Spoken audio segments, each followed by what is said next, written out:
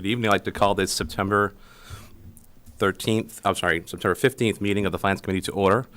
Tonight we'll be following the published and posted agenda. This meeting will be a hybrid meeting, so we ask that if you are watching in the Zoom room and don't plan to participate, that you please log out and watch online or through Chelmsford Telemedia or on Comcast or Verizon. The first item on our agenda is the approval of minutes from May 31st of 2022. Has everyone had a chance to review them? Yes. All right, do I have a motion? I'll make a motion that we accept the meeting notes from May 31st, March 31st. March 31st, as presented. I'll second it. Any discussion? Hearing none. All in favor? Aye. All right. Moving along. Next on our agenda, we have introduction of a new member. Good evening. Good evening. Thank you for having me. My name is Cindy Goodland. I grew up in the area. I've been in Chelmsford for about 3 years. I live at 11 Cushing Place. I joined the board. I reached out to John. I do have a finance background. I have a Bachelor of Science, Business Administration. I have an MBA in Managerial Leadership. And this was something that I could bring. I could bring my talents to Chelmsford and to the board and to the town, and get involved and offer my services. I also am a town meeting rep for Precinct 8. I was on the Library Board of Trustees here in Chelmsford for about a year as a non-voting member. I work at MIT Lincoln Laboratory as a business manager for artificial intelligence, technology, and services. I also volunteer on 2 other boards. One is my condo's HOA, Homeowners Association, and the other is a 501c3 that is a nonprofit STEM organization bringing STEM, science, technology, engineering, and math to the younger community. And I'm happy to be here. Thank you. Thank you, Cindy. Nice to meet you. Nice to meet We're happy to have you. Thank you. Thank you. All right. Thank you very much for stepping forward. I'd like to thank Eric Chambers, who did step down for his work that he's served the last few years. And we hope to have a long relationship with you and have a great time going through budgets and warrant articles. As well. All right. Next on the agenda is appointment of a liaison to the Capital Planning Committee. As everyone knows, although it's September, right after Fall Town meeting, the Capital Planning Committee will start meeting. John Souza is the chair of that committee. I'm trying to recall, John, what night do they meet this year? It should be Thursday evenings. Thursday evenings? Okay. So same night, we won't be meeting, but they will be. I know, David, you served last year and you did a fantastic job. Would you like to continue doing that, or? I would very much like to. Okay. If no one else has an objection, all right. David, you'll be the liaison to the Capital Planning Committee starting in November? Excellent. Thank you. Thank you. That was easy. All right. Next on the agenda is public comment. We ask that people that are going to speak come to the podium, state their name, their position with the town, if they have one, and their address. Good evening. Good evening. Frank Good, 4 Longspur Road, resident of Chelmsford. Longtime employee of the Chelmsford Police Department and president of the Superior Officers Association. I just actually have a question. Will there be an opportunity to speak? Is there discussion during the presentation or during the warrant articles, particularly the special town meeting? We don't normally have discussion with people that are not presenting for the agenda during that time. If there's something that is particularly germane and someone on the board has a question of someone that might be in the audience, that does occur. We have done that in the past. But if you do have something to state that you would want to state during that discussion, we would ask that you present that at this time. Would you be able to answer any questions right now during? I'm trying to link this to how the select board handles the meetings, and I know in open session there's no back and forth. And again, I apologize for not knowing how what your rules are. haven't really participated in attending finance committee meetings. Never thought we had to. We've learned our lesson. We had always believed that, contracts and arbitration awards were presented lawfully, not to mislead, in good faith, with honesty, integrity, an open and fair mind. That's the hearing officer's words, not mine. So that being said, I do have something to say. I have a question right now. I guess you can't answer it. I do need a question answered. To the extent that we can answer it during that time you can ask the question now, and we'll address it during that discussion. Okay. Well, whether I speak or not has a lot to do with whether or not I continue speaking. So, What I would say is that if you have a question for... I'll tell you what. I'll just speak. How's that? And we'll get beyond it and whatnot. So I guess the question I have is, whether or not you choose to answer it or not is fine. As we all know, Department of Labor Relations decision came down and was ruled upon, and there's a remedy to it. There was some violations that occurred, and there was a remedy to some of those violations. My question is, have you been provided with a copy of the Department of Labor Relations decision from Sarah Skibsky-Hiller and been able to review it for your vote tonight? That I'm willing to answer, and yes, we have received that. Very good. And the only reason why I bring it up is because my attorney notified me today that part of the remedy, which I knew, was that award, the decision had to be mailed out to all Finance Committee members as well as town meeting members. And it was just mailed out, or the date on the affidavit by Mr. Cohen to the DLR was dated the 14th. So would be impossible for you to have that yet. So I just wanted to ensure that, in fact, you have it and have read it before rendering an opinion on that article. I do want a couple comments. So as you know, the DLR ruled that Mr. Cohen and the town acted unlawfully and in bad faith when they misled the Finance Committee and the town meeting reps.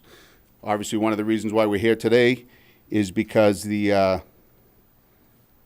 hearing officer found, as an unfortunate consequence of the town's conduct, the arbitration panel issued an award, portions of which were heavily influenced by the town's ex parte communications with the panel. As a result of the town's conduct, the Finance Committee voted not to recommend, and the town meeting voted not to fund the award. To make the union whole, she found that the appropriate remedy is to require the town to resubmit and request to fund the arbitration award to the Finance Committee and to the town meeting, as it is essential that the Finance Committee members and town meeting representatives be informed of the town's conduct. A copy of this decision order notice must be distributed to all Finance Committee members as well as town meeting reps. We would like to thank Chairman Clancy for his honesty and candor during the DLR hearings surrounding the Sergeant's Arbitration Award. Mr. Clancy testified he was never made aware that the town's Labor Council had written the dissent for Arbitrator Flanagan with Mr. Cohen's approval and review. Mr. Clancy described Mr. Cohen's failure to disclose that the town's lawyer wrote the dissent with the knowledge and approval of Mr. Cohen as a significant omission in Mr. Cohen's presentation of the award to the Finance Committee. Mr. Clancy additionally testified that the content of the dissenting opinion made it very, very unlikely that the Finance Committee or the town meeting would support the award. He also honestly testified that his opinion of the award would have certainly changed if he knew that the dissent consisted of arguments written by the town's lawyer at the town expense, and the arguments had already been rejected by the majority. This has been a long battle. So unnecessary. Some bad things happened. They've been ruled on. This is the first step of remedying that impropriety. We as a union have families who have suffered during this time.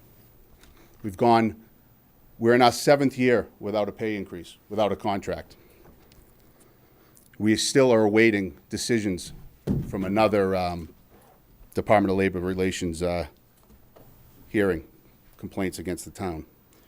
We respectfully request that this committee support the article in funding our arbitration award. And please remember, this committee, with different members, in 2018 unanimously supported the funding of a patrol officer award that was valued at 9.35% for the same 3-year period. Our award, this award, is valued at 9%. Thank you. Thank you. Is there any further public comment? Seeing none. Just checking the Zoom room. All right, no further public comments there. All right, next our agenda item is a review and discussion of warrant of the special town meeting presented by our town manager, Paul Cohen.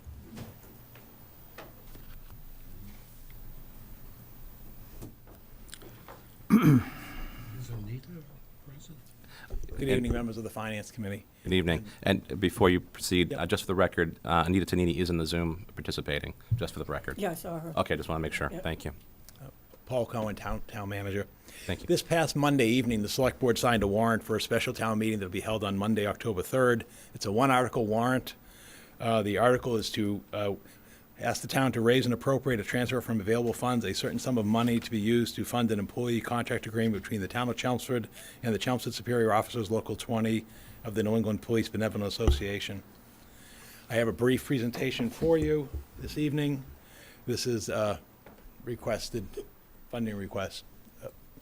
Turn this thing on.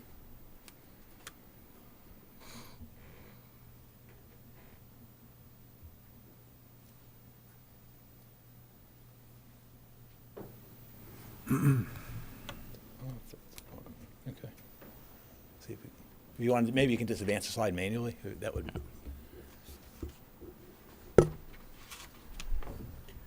John, can you get? Yeah, see John, if you don't mind. I may have backed out there of it it. is. There it is. There. Okay, so as the slide indicates, the funding amount is $420,487 to fund the agreement between the town and the New England Benevolent Association, or more commonly referred to as the Sergeants Union, or Police Superior Officers Union.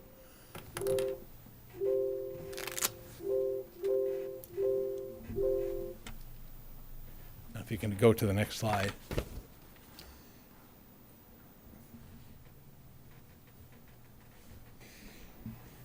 Basically, we're funding a 3-year contract period, which is known as fiscal years 17 through 19. The period is from July 1, 2016 through June 30th, 2019. The wage increases in the award are 2% July 1, 2016, 2% July 1, 2017, 2% July 1, 18, and then on January 1st, 2019 is 1.5%, and then on the final day of the contract is 1.5%. The only other monetary provision or other part of the award is that firearms training will no longer be paid as overtime, but shall be granted as compensatory time at the rate of 1 1/2 per hours worked. Basically, the town accountant, Darlene Lucier, performed the calculation for the determination of the appropriation needed to fund the arbitration award. She provided me with this data. The last contract that expired is the hourly wage rate, and is just one rate for sergeants in the town, was $35.4474. And so therefore, how she calculates is you take 2% of that figure for fiscal 17, 2% for fiscal 18, 2% for beginning of fiscal 19, an additional 1.5% for at January 1st, and then the final day of the contract, an additional 1.5% for January 1st, which leads to the numbers that you see there on the screen, ultimately $38.7540 per hour. And then these are the amounts calculated per fiscal year. So again, what she does is she takes the hourly rate, the hours worked in straight time and overtime calculation rates of that hourly rate, and then calculates this for each officer or person in that position for that year, and then moves it forward. I think the only change that you'd see that's significant that is during the first 3 years of the period, meaning 17, 18, 19, there were 7 sergeants in the union. And then beginning in fiscal year 20, there was an 8th sergeant or an additional sergeant position created. So that also, I want to understand, that also affects the numbers that how it's calculated. And then for fiscal year 23, you see it's a round number. That's a projected number in terms of the projected estimate to finish the current fiscal year. And the reason this is done is even though we're talking about a 3-year fiscal year contract period, that new rate that becomes effective, we're then obligated to adjust or pay retro back to the end of what would be that 3-year period to the 4 fiscal years to bring us to the current fiscal year period at premium. And then obviously at a future time, when the contract is settled for fiscal years 20 to 22, then there'd be a retro off of that, what would be then the contract period that would end through fiscal 19 if it's approved and ratified and voted by town meeting. So that's that. And then similarly, if there's a contract period for 3 years, beginning in fiscal years 23, 24, 25, or whatever duration thereafter, that would then be funded, and any retro for the current fiscal year would then be adjusted. So again, that's the numbers that are calculated by the town accountant. She's here in the room this evening if you have any questions on it. Obviously, the numbers vary on a given year because even though typically they're regular hours worked, obviously overtime hours vary during each particular fiscal year. And that's it. That's the calculation and presentation this evening. Myself and the Board of Selectmen would request that you fund this award to the town meeting. Thank you, Mr. Chairman. I'm here, and again, Darlene Lucier is here to answer any questions that you may have in terms of the calculation of the funding amount. Thank you. All right. Discussion.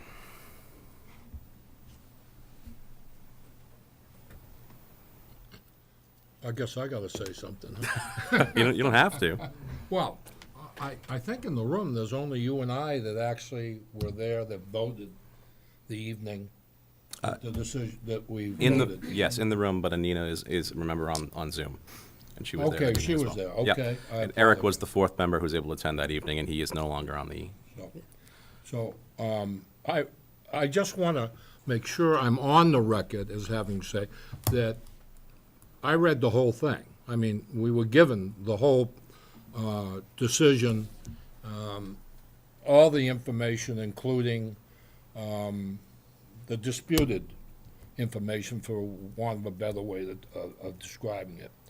My decision was based upon the effect it might have on additional negotiations in the future, and on the fact that I did not like the fact that the stabilization fund was being used as one of the justifications for the town being able to afford it.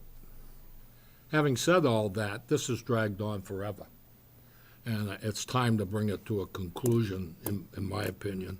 I don't like the optics of how it happened. I don't like voting on something the night of the town meeting. I think I hope that practice never happens again. Anybody that, if we're going to vote on something, then people should have the right to come and state their case. So, having said all that and having been against it in the past, I'm ready to approve it, because I think it's the right decision at this point in time. It's time for the town to move on. We got other things, and so that's my position. Okay. So I was not, due to health reasons, I was not there the night of the vote. I was prepared to vote no, just from reading, as Dave said, the entire decision, the pro and the dissenting decision. I was actually very irate about the fact that they mentioned the stabilization fund as the reason why the town could afford that rate. I mean, that's ludicrous. And I felt that the percentages were too high and that it would reflect in other bargaining units. So I would have voted no, and I I still feel that the percentages are too high, and thinking of the math only, I'm somewhat torn because I agree with what Dave said about moving forward and getting this over with, but I do feel that the percentages, I don't like the split percentages of 1.5, 1.5, and then the next year, you know, you're at a higher high water mark as far as getting your interest. So honestly, I'm somewhat torn. I agree with what Dave said. I would like to clarify one point that I keep seeing on social media, that the original award would have been $100 and something thousand, and now it's $400,000. But I just like to clarify that if in fact they had received this award at the previous date, the town at this point would have in fact spent $420,486.99. It isn't that the decision-making group said, you know, quadrupled the amount of money. The town would have spent $420,486.99 had it passed. So I agree with Dave. My concern was the percentages, and I'm torn about that. I feel bad for the families who rightfully should have been, you know, getting a cost of increase. But I believe in the negotiation power of both sides, and both opinions should be heard. So that's kind of my perspective.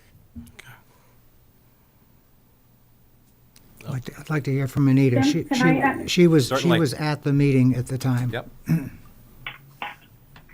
I was at the meeting. While I don't think people should go without raises for a long period of time, I do think that's a shame that that has happened. However, the facts haven't changed, and the reason why I voted against it back then, and will vote against it now, is the percentage is too high. And how this will affect other bargaining units. And listen, like, I think everybody should get huge raises. Like, I don't want to say like they don't deserve it.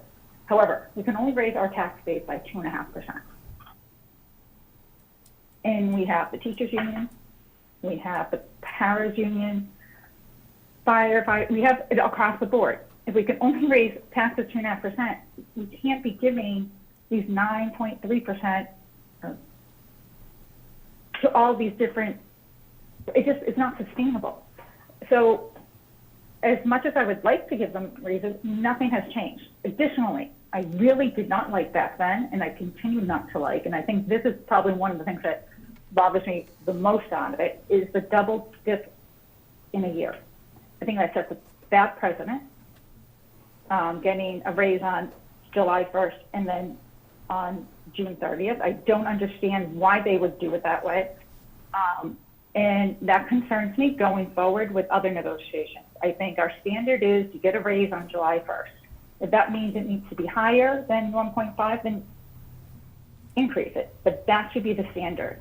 I'm concerned about it specifically because of what happened in Methuen. When the sergeants union negotiated, they did funny things and it got missed. And the next thing we know, they're laying off teachers and the town's almost bankrupt. So if our standard is we give raises on the 1st each year, and that's how we've been doing it across all our unions, then that needs to stay the same. I think it's dangerous to start changing standards. And again, if it means that instead of 1.5 they get 2, then give them 2. But that is why I am voting no on this. All right, anyone else? Okay, I'll chime in. I was not on the Finance Committee back in 2019, but I was a town meeting rep. So I was at the town meeting, no longer a town meeting rep. But I was, and I voted against it, which I normally would not do, for the simple reason that I walked into the town meeting at 7:15, and I was being asked to make an evaluation, which is what you're supposed to do when you vote, to make an evaluation and to vote. I walked in at 7:15, and I hadn't read anything because nothing was made available.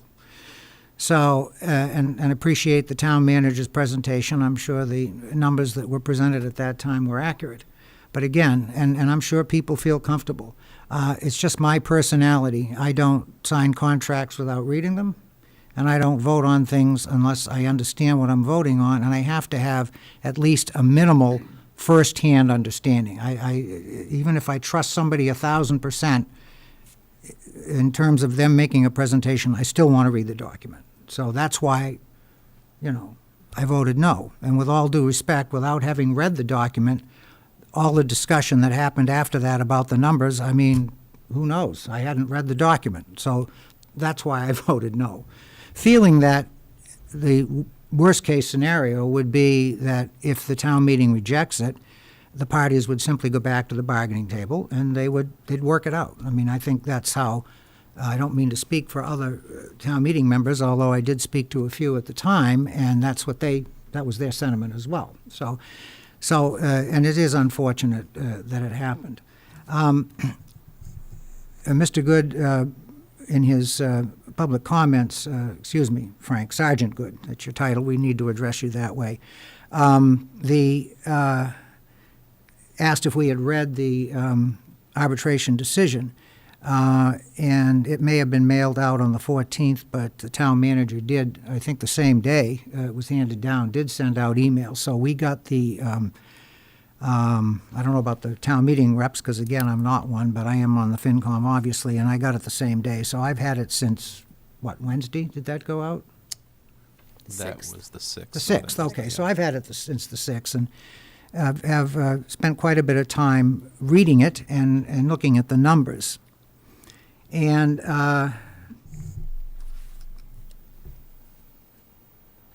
the sergeants had asked for basically a 3-year deal, and I'm only addressing right now, I'm addressing the base pay aspect, because that seemed to be the sticking point at the time. There are other considerations in the contract, there's other concessions and so forth, but we're talking about just the base pay aspect of it. So the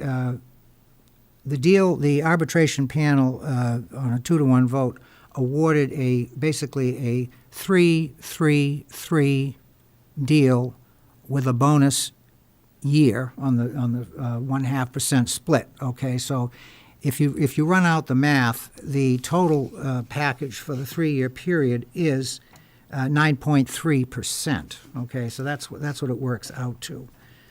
So in effect, you get a 4th year of percentage increase within a 3-year deal. Okay, that's how that works.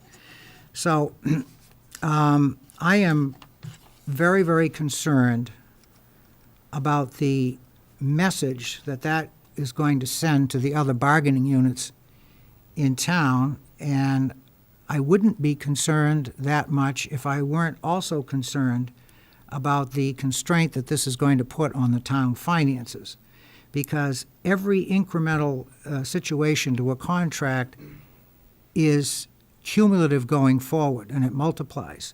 So if you take the award as it now sits, and you take what is projected to be the increment, that's going to expand somewhat exponentially over the years, and it's going to. And if you apply that across the board to all the town's bargaining units, if we take what is essentially today, as I understand it, basically a 2-2-2 standard, which is what most of the contracts have been over the years. I believe the school department, the last time they went to a 3 situation, but traditionally it's been 2, 2, and 2. And if all the bargaining units were to go 1% more, you would have a cumulative effect starting in fiscal year 23.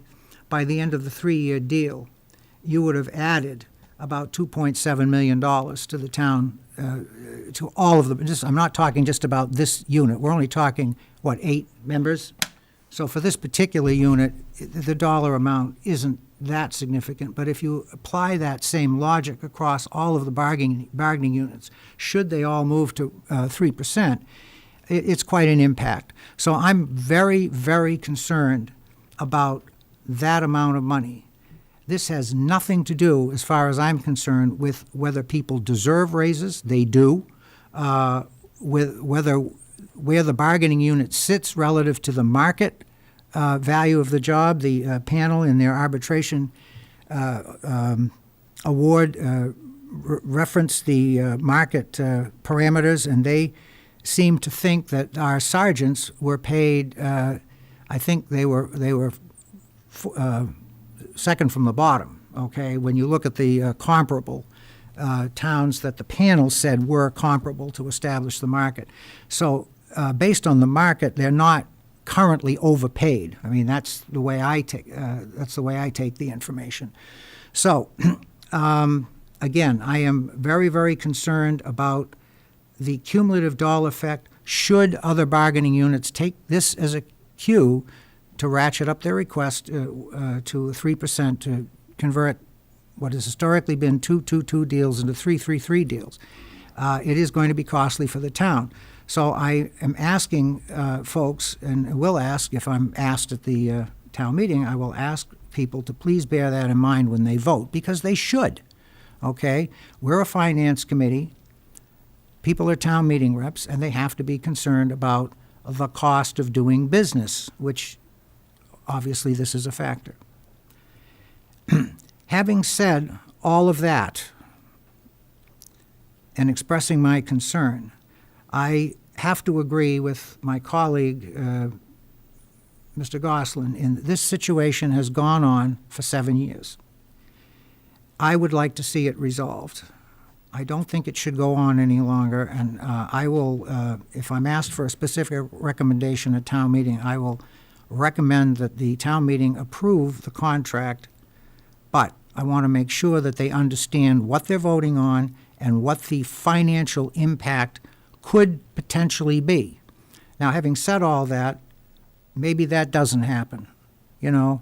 That's worst-case scenario, I guess, from a finance standpoint. But if we have people negotiating our contracts for the town side and there's skill there, maybe not everybody goes to a 3-3-3 on this prompt. It's all speculative. We don't know. But as a finance committee, we have to be concerned about the possibility, the impact, and our job is to make sure that the townspeople, specifically town meeting reps and then also voters, understand that when we give out raises to anybody, it is a financial impact and is going to have to be paid for, and it will reflect on your property taxes. People need to understand that. There's no free lunch. And that's just a factual statement that has nothing to do whatever with whether people deserve raises or not. If you're going to give a raise, it's going to cost you. So please, I just ask that people understand that when they make their vote. But I think it is time to bring this to a close. Can I say something? Of course. And Cindy, I yes. agree with all that. As a matter I of wish you had fact- said it, and then I wouldn't have had to talk so long. I know, I'm sorry, Sam. That's okay. But I want to go on record as clearly saying that I am very concerned about what you just said. And one should not interpret what my vote would be going forward, other than that I am very concerned about this applying to much larger bargaining units and the impact on the town. Yeah.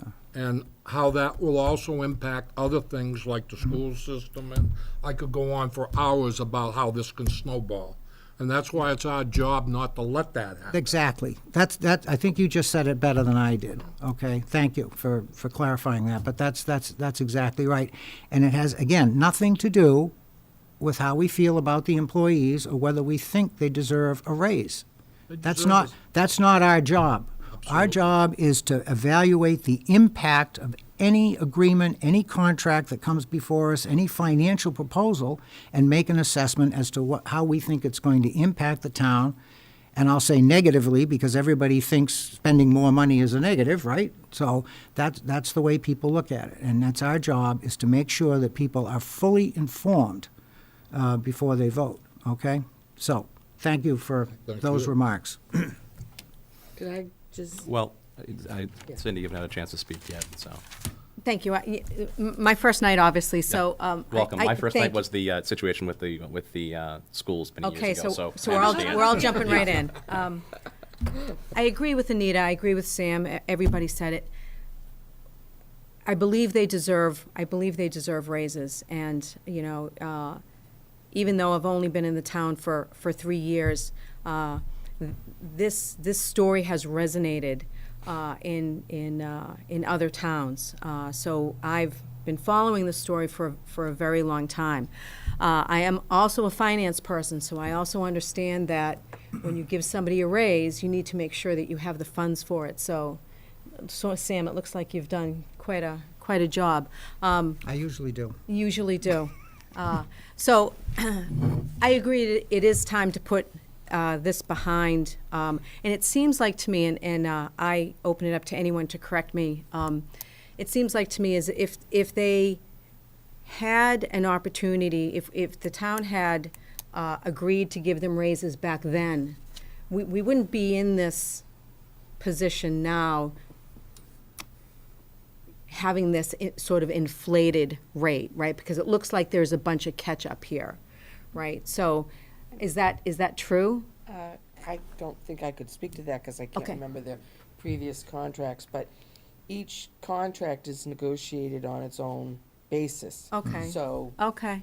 you know, so this would be basically how I would understand it is that, you know, what has happened in the past, their previous contracts, they negotiate Yeah. finer points, like, one of the things that the town wanted in that was, the light duty, and they wanted something else, so all that discussion. Yeah. So it's a standalone issue.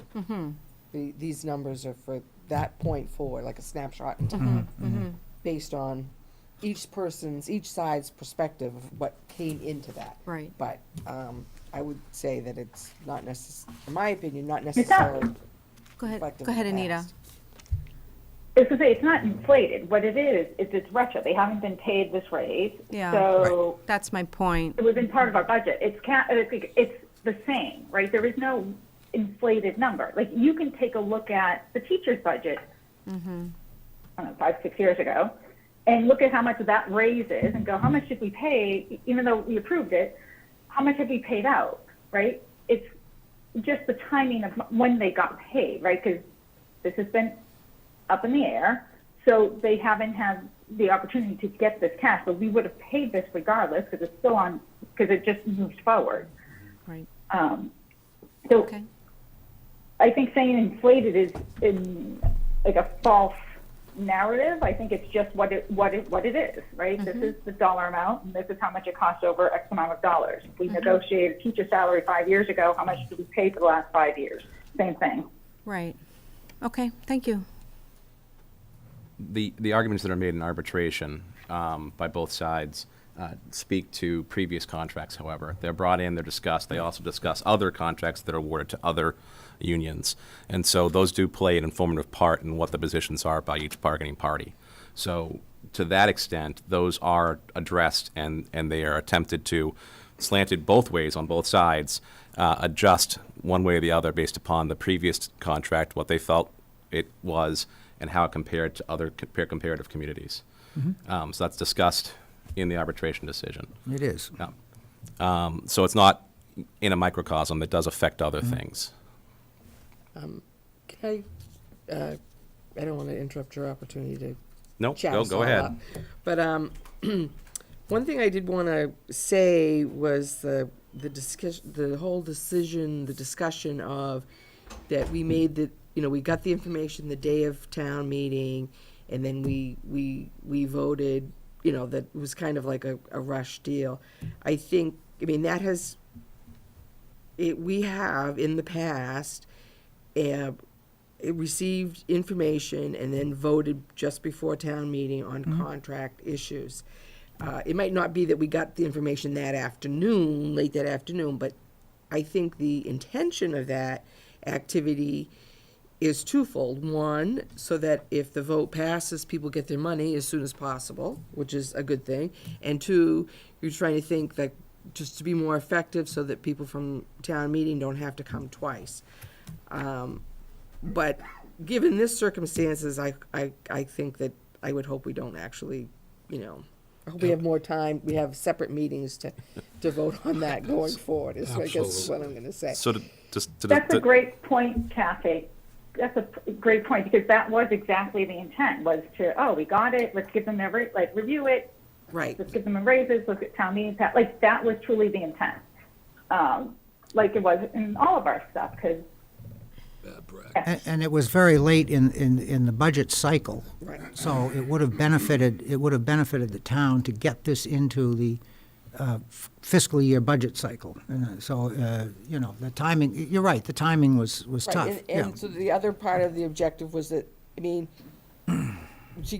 obviously, people don't even run for town meeting rep anymore, so it's hard enough to get people there the required number of times, but an extra meeting is extra effort. So I think the intent of voting the night before was to be effective, and should it work out in the unions or any union's behalf, then they would get their money as soon as possible. So I think that's part of the intention. So, if I can jump in there, yes, in the past, in my first 5.5, 6 years on the Finance Committee, we met a night before regularly, actually, Right. because there were items we did not have information for yet or were pending, and so that practice happened quite regularly, in fact.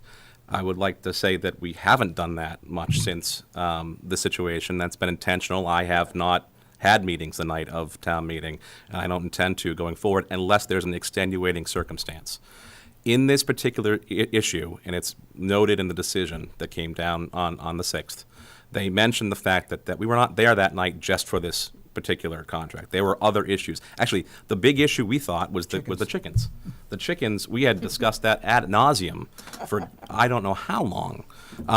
And that was the main issue that we believed going in was going to be taken care of that evening. We had to vote on what the outcome was on that evening in our previous meeting. It's noted in the decision that was scheduled that night. Had we not voted on the contract, as the contract had been not presented to us that evening, we still would have had a special town meeting, and there would have been a need to call an additional special town meeting within the time period from the award to the time that you would have had it, had we not presented it for funding that evening, because under the rules, these contracts are supposed to be funded within 30 days of being issued from their arbitration award, and that's noted in the decision. So it's, 6 of one, half a dozen of the other. But I will note that we haven't really had meetings the night before, and at least while I'm chair, I don't tend to do so, and again, unless there is a extreme situation that we have to take care of that evening. I'm sorry, but it's a bad practice, and right now, there is no requirement that a finance person be a town meeting rep. And at the time, I understand that, but I'm not at the time anymore. that we had this vote, Yep. for instance, Eric was not a town meeting member and did not go to town meeting.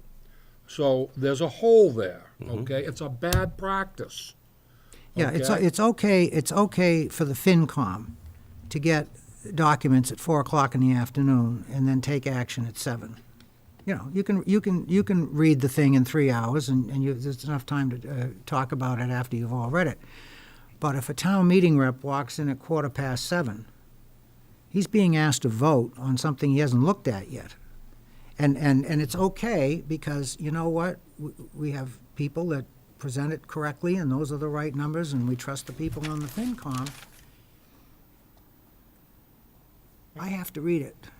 And a lot of other folks, because I talked to other folks afterwards, and they felt the same way. Gee, we're voting on something that we haven't even looked at yet. That just didn't feel right for many people. So that's okay. But everybody approaches it differently. So. Okay. So, Mr. Chairman, are you going to give us your opinion or just call for a vote? I think my opinion has been well stated and quoted in decisions and presented in 5 hours of testimony, and I believe that at this juncture, I'm concerned that there was something presented to us that was not presented to us in a way that was truthful. It's unfortunate because I do have concerns about how other bargaining units will look at this award.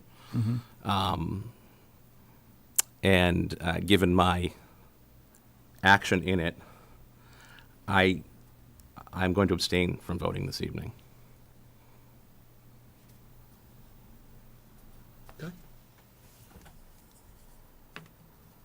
But I will. I admire you.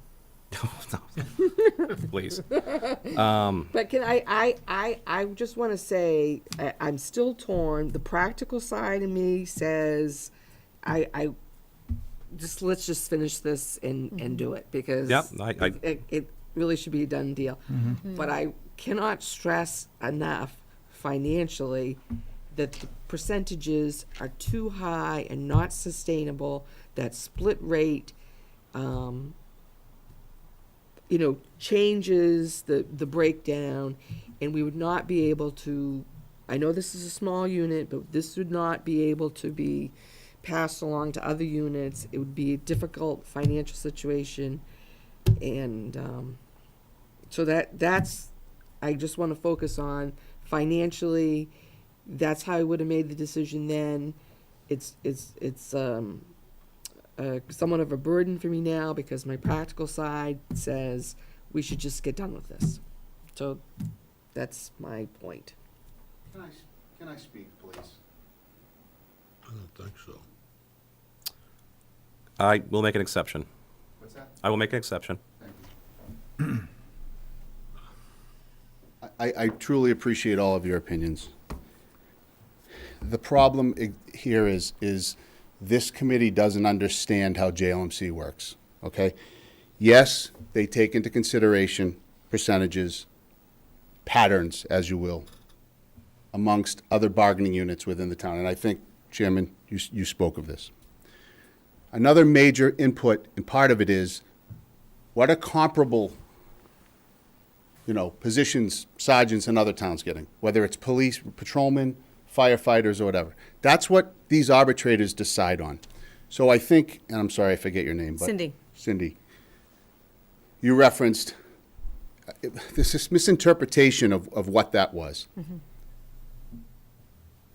Yeah, it's higher than the 222 that Mr. Cohen tells everyone they have to have. School committee gives different numbers. Mr. Cohen, when asking for a raise at the select board meeting a couple of weeks ago. Sergeant Good, I would ask you to, when referencing people in the audience, to keep it at a minimum, please. Well, he's kind of involved in this, but I'm sorry. I understand that. So keep it to a minute. Well, my point is when, in that situation, Mr. Dixon, select board member Dixon mentioned to Mr. Cohen, well, we voted to give you a 14% raise one year. Mr. Cohen's response to that was, well, of course. Well, that's because I fell behind. I only took 2% every year. So I fell behind, meaning he fell behind other town managers. It's the same thing here, okay? So, yeah, those numbers weren't 222 because the arbitration panel decided that the numbers should be higher to bring us back in line with where we should be. We are currently probably the lowest paid sergeants in the Commonwealth of Massachusetts. Some of that having to do with the fact that we haven't had a pay increase into our 6th year. You have to understand how this works. You're getting all hung up on the 1.5%, that's called, basically was a wage adjustment. They awarded the 222, the 1.5% and the 1.5%, which really was supposed to be 3% all at once, but because of a lot of ex parte communications and things that happened, They changed the award around, and that was kind of like to get everyone on board, and they moved it to the last day, so they wouldn't have to pay retro on that last 1.5%. But again, to my point, the process, you have to understand, if they don't like JLMC decisions, you have to negotiate contracts that are reasonable to parties. Because if you don't negotiate those contracts and come to agreements, then police, fire, go to JLMC. And the unfortunate part of that is you may not like the decision, okay? But again, this is certainly not making us rich, and this has, I'm looking at Ms. Tanini's picture up here has nothing, there is nothing even remotely close to what the situation was in Methuen. And I will have my attorney come explain it all to you because he represents people up there too. Has nothing to Mr. do. Good, you didn't understand my comment. It is clear. I'm not saying that. What I'm saying is what I didn't like was how the structure was, how we were changing the structure, because I think that's a slippery slope. Right, That was my issue okay. 4 or 5 years ago. It's the same issue now. And to me, it's black and white. And I'm a finance person. I know how the numbers work. Okay. And I know how the base works. To me, it is all about the number and the percentage and how this will impact the rest of the town and the rest of the bargaining unit. Like I said, I have no problem increasing my taxes and paying more for people who work for this town. I think that, as you know, I have had, my family has issues with some robberies, and the police have been outstanding. I have no problem giving them more money. I have no problem giving the teachers more money for what they've done through COVID, or the health department, what they did through COVID. Love to give them more. I have no problem with it. And but I'm not one person who complains about my taxes. I don't complain about it because I know it is this money is going to my neighbors and to people in this town. However, the facts haven't changed. I sit on the FinCom. This is what I do for a living. If this is the budget and this is all we have, then who am I taking this money away from? And that's where I am struggling right now, and where I struggled 5 years ago. And what you're So I just seeing, want to make sure it's perfectly clear. without the proper compensation, and you'll see it in the patrol ranks, you're seeing a mass exodus. We're a training ground. And that is, we are a training ground, and you can ask the chief, call the chief, whatever. We're a training ground. Drake gets paid exponentially higher than us. Imagine that, Drake it. We're a training ground. This policy of only 222 is apparently only applies to us. Wage adjustments apparently don't apply to us, only to thee. You create this. I'm not trying to debate you. I'm just trying to enlighten you to how the JLMC works, how they come up with their decisions. It's a process. Evidence is presented, both sides. And again, going back to the dissenting opinion, you guys can have spoken about, that night it was talked, it was a miscalculation, a misvaluation. It wasn't. It was an opinion written by the town attorney that were not factual, and it was completely inappropriate and ruled as such by a Department of Labor Relations hearing officer. Okay, it was obvious, you were misled, and clearly you don't understand how the JLMC works, and clearly you're not looking for parity, some of you, to have us be compensated like our peers in other departments, the same size, comparable departments. And this triggers down, same thing with the patrolmen, and we're a training ground. People come, get their training, gone. Come, gone. Come, gone. Mass exodus, that's what you're looking at. In a time when it's already difficult to get police officers, we're exhausting civil service lists. Sergeant Good, I'll ask you, please. I understand. I think I made my point. Thank you for the time. Yep.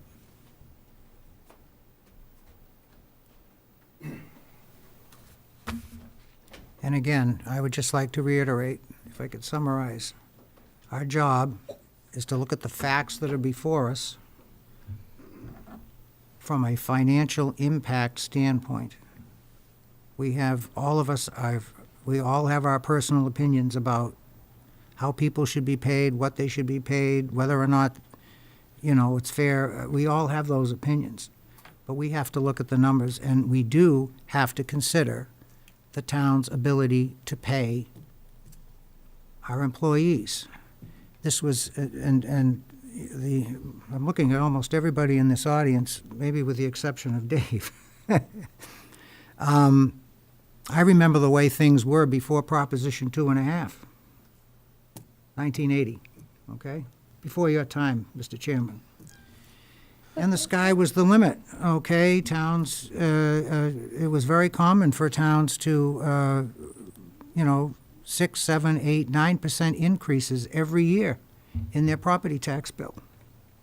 So this kind of thing wasn't really an issue back then. In the wealthy towns, it wasn't. In the poorer towns, it was, okay? But Proposition 2.5 came in, and it affects everybody. So the town, and you can argue, because valuations change and so forth, but generally there is a constraint. The town cannot just decide to raise X amount of taxes every year to cover whatever expenses come before it. There is a limit to how much revenue the town can raise every year. And because there is a limit to how much revenue the town can raise every year, that limits how much money the town can spend every year, whether it's salaries, buying books for the schools, paying the utility bill. There's a limit. We can't just go to the taxpayer and say, oh, this is what we're going to spend next year. Your taxes are going to go up to cover it. They can only go up as much as the constraints of Proposition 2.5 allow. So that's why it makes everybody's job in the town more difficult when trying to formulate budgets and make these tough decisions. And again,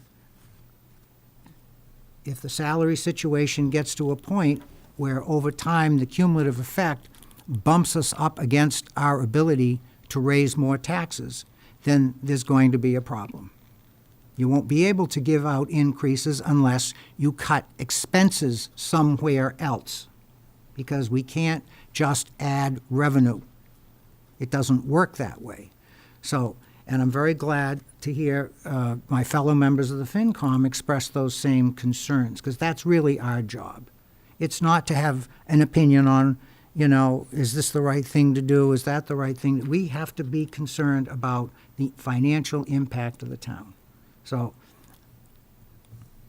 I know I probably repeated a lot of what I said before, but I just think it's important. We need to understand that, and I think the town needs to understand that that is the role of the FinCom, and that when they vote budget items, I don't care what it is, whether it's salaries, whether it's buying something, doesn't matter. They need to be conscious of what is the impact going to be, and will this be sustainable against the constraints of Proposition 2.5 in the out years.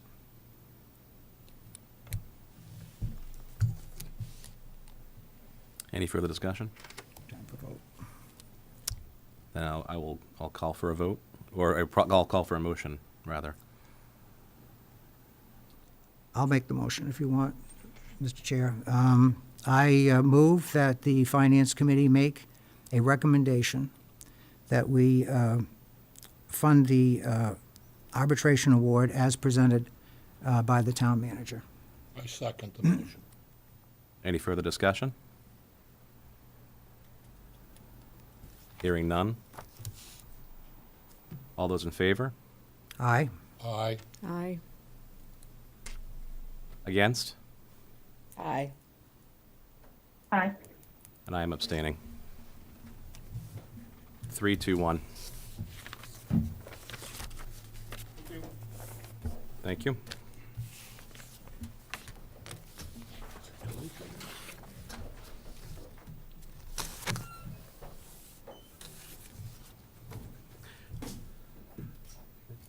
He almost Ne- took me ne- on my back.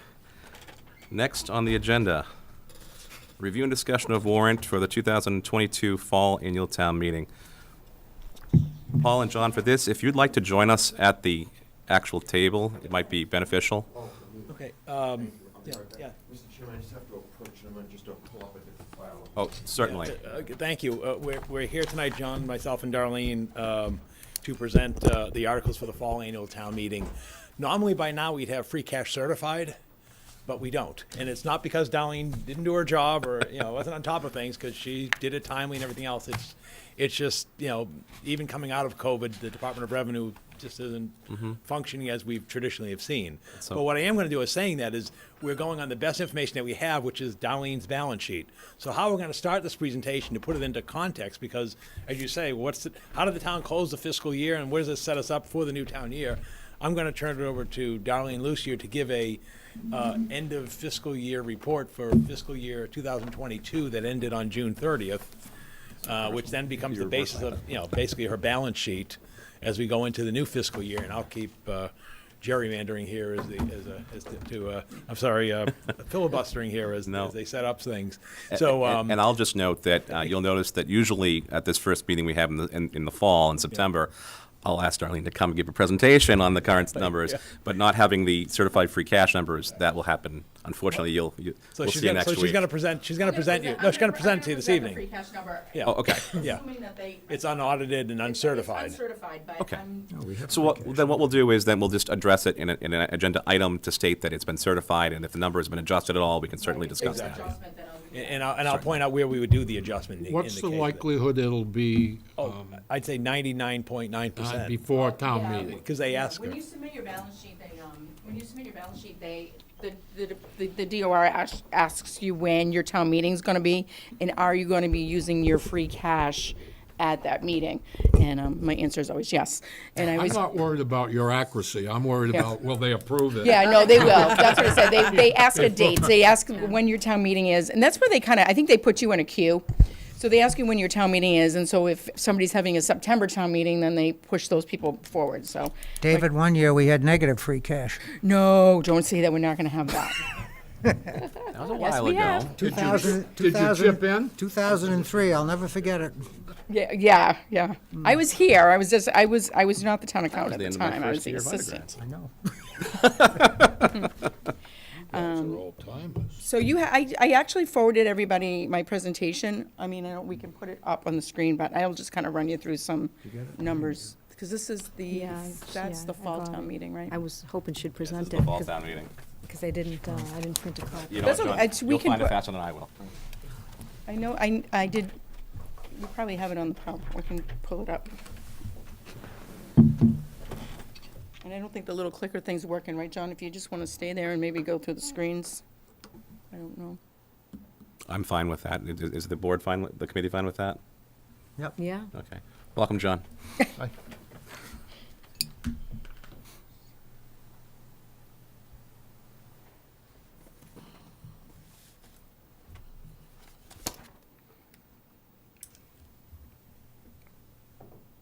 Sorry, this may take a minute, just as That's something fine. reloading.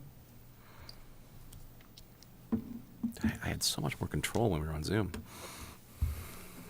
Well, it's nice to see everybody's faces live instead of being in little boxes. I know. I'm just happy to be here. Yeah, no, really.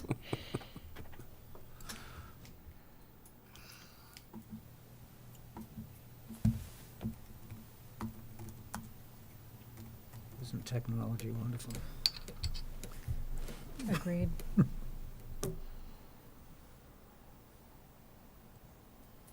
So efficient. I just got a new computer 3 days ago. I'm still figuring it out.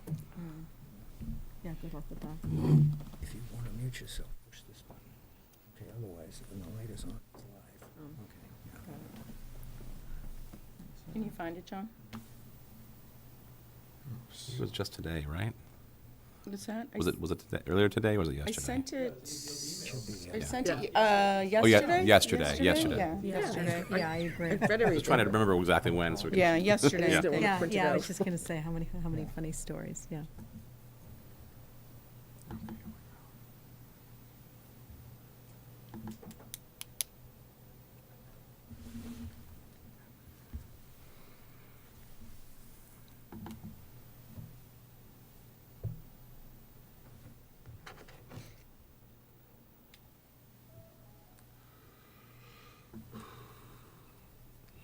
go. Now we'll have a little intermission. Where's the popcorn? Here we go. There we go. Walk, There we go. And John, if you want to, we can go to that, or you can go Sure. right to the local receipt screen just to see the numbers. But, so we'll first, I'll present the revenue numbers. Those are probably hard to see, but we'll start with local receipts. So our largest local receipt is motor vehicle excise tax. Again, we had another bang year with that. We did well. We had a $5 million budget, but we came with $5.7 million came in. So we had a collection, a surplus collection of $731,000, which is a 7% increase from the prior year. So even though people, I guess, are saying they're having a hard time getting cars, they're still buying them. I'm thinking that this is probably leasing. I think it's just people are continuing to roll over their leases, and this is where these numbers are really coming from, because everybody keeps saying that sales are down on cars, but we're always seeing our motor vehicle excise increase. So it's a good thing. Permitting fees is another one of our big numbers that are in for local receipts. Our budget for the permitting was 1.595, and we took in $1,617,158. So it's just a little bit. We got a little bit of surplus, about $22,000. It is a decrease, like 50% from prior years. So if you're looking at the numbers from prior year, you're like, oh, what happened? We got to remember that we had a $1 million permit that came that was pulled last year for the Thermo Fisher Scientific. So it was kind of a one-time. So that kind of skews that number. But permitting, the permits are still coming in fairly strong. Checking with the building department, they're still seeing people investing in their homes, and still doing some building through the pandemic. Meals tax collection also came over the budget by $147,591. This is also a 20% increase over prior year. So I think we're, with people going back to restaurants, feeling comfortable, being vaccinated, and being able to go into restaurants, so we're seeing an increase there on the meals tax.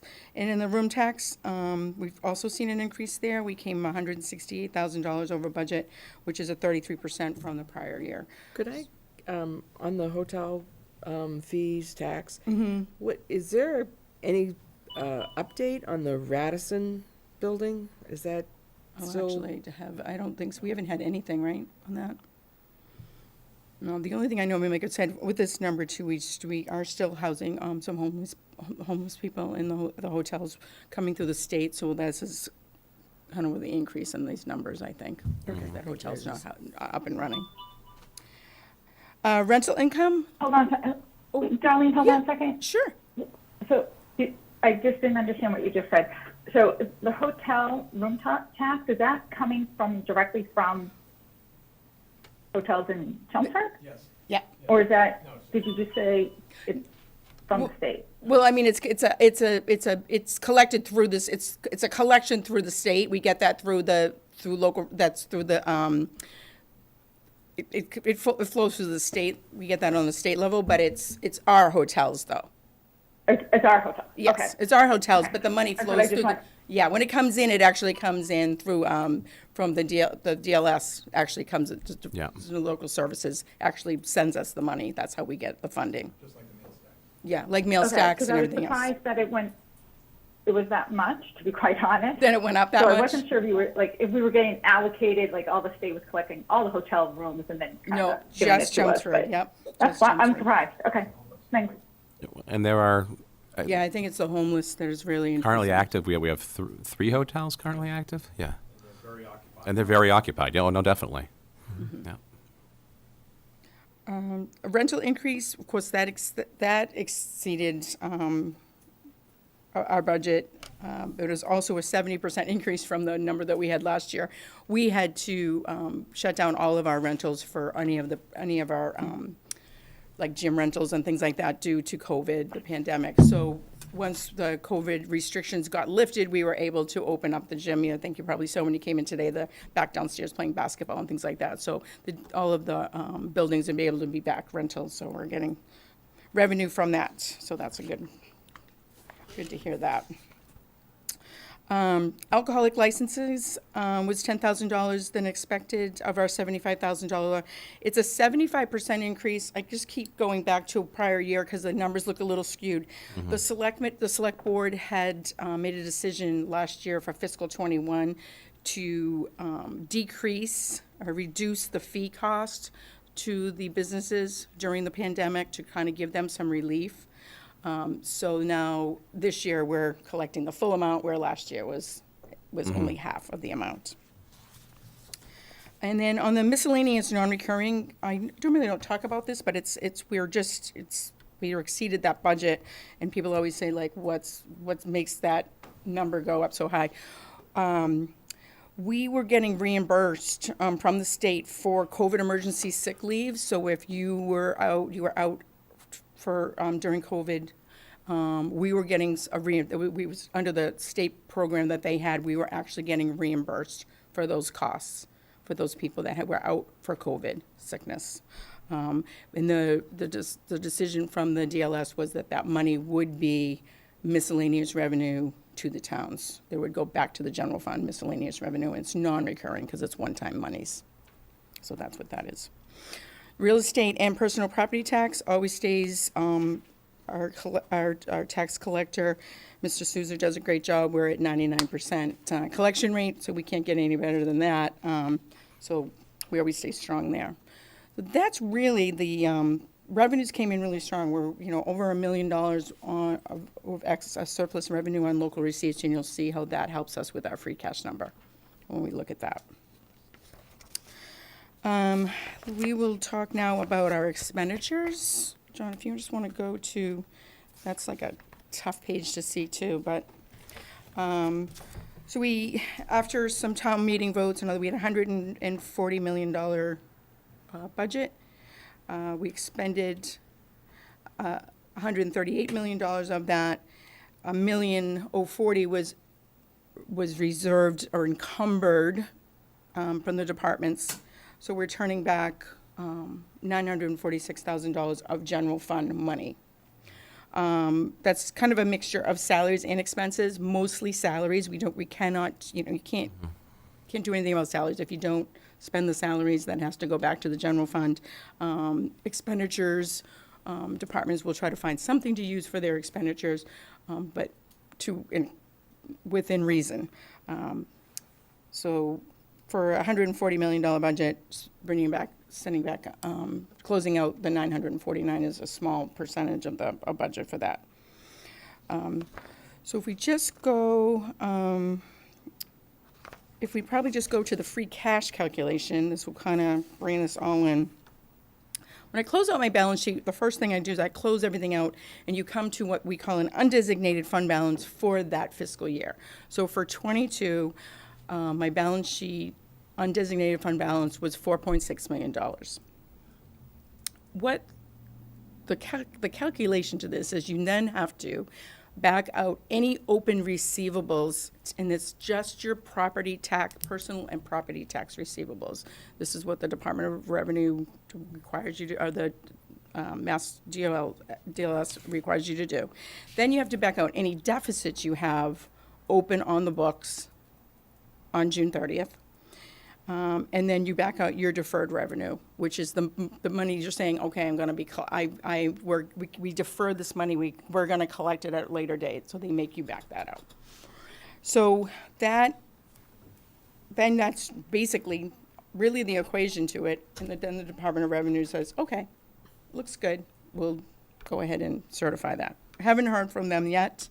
So if you can see, I had $40,000 worth of deficits that were on the books. They were small ones. We had small little ones that were in the general fund, which is 01, and the other funds are agency recoverable funds is what I call them. So they're like your police details and your fire details, things that we will be collecting at some point. We just didn't collect it to date. So we're waiting for a National Grid bill to come in or something like that to pay those bills. We try to get everything in on June 30th, but sometimes it doesn't happen. So a free cash certification, if all goes well, should be certified for $3,449,853. Should be the free cash certification. A little less than last year, but still good. So then what I like to do is just give everybody an idea of where does this, how do we kind of get to this number? Like, what's the sourcing of it? So like I told you, the departments turned back $946,000. Your department actually turned back, didn't use your whole $400,000, so $155,000 of that. And then we had prior year encumbrances that projects that either were kind of just got reversed out of the books, weren't going to happen, so they actually have to be closed back out to the general fund, which was $115,804. Then we take so that's all on the expenditure side. Then we take our surpluses and the revenue. Like I told you, we had a $1.5 million surplus with on the local receipts. We had a little bit of extra money from state reimbursements for 152, and then we do. What I do is it's a net. When we do stabilization transfers in and out, there was a net. There's always like a kind of increases to the fund increases to your fund balance, which flows down to my free cash number, which was 531. So that's how you get to that $3 million number. So those are kind of all of the sources. Anita, do you have any questions on that? I bet you sometimes she's a finance person. She'd want to know any of that.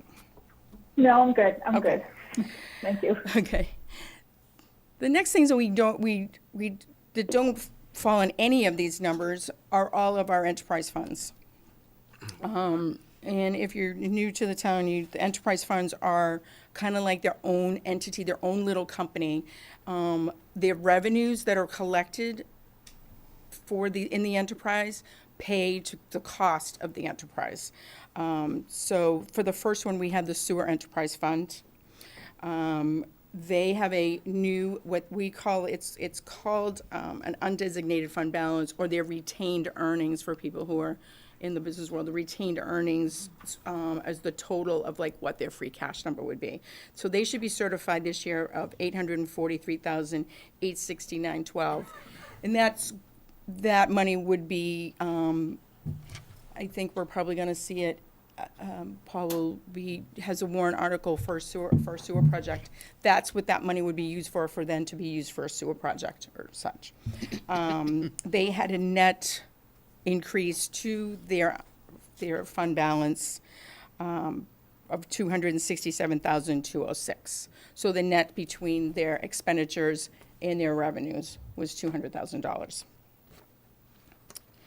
And then we do have what we have reserved for expenditure. So those are projects that were voted at town meeting, but have not been completed, so that I make sure that I reserve those on the balance sheet, so that when the projects do start up in the spring, they'll be able to, the money's available to have that project done. Next one is the Stormwater Enterprise.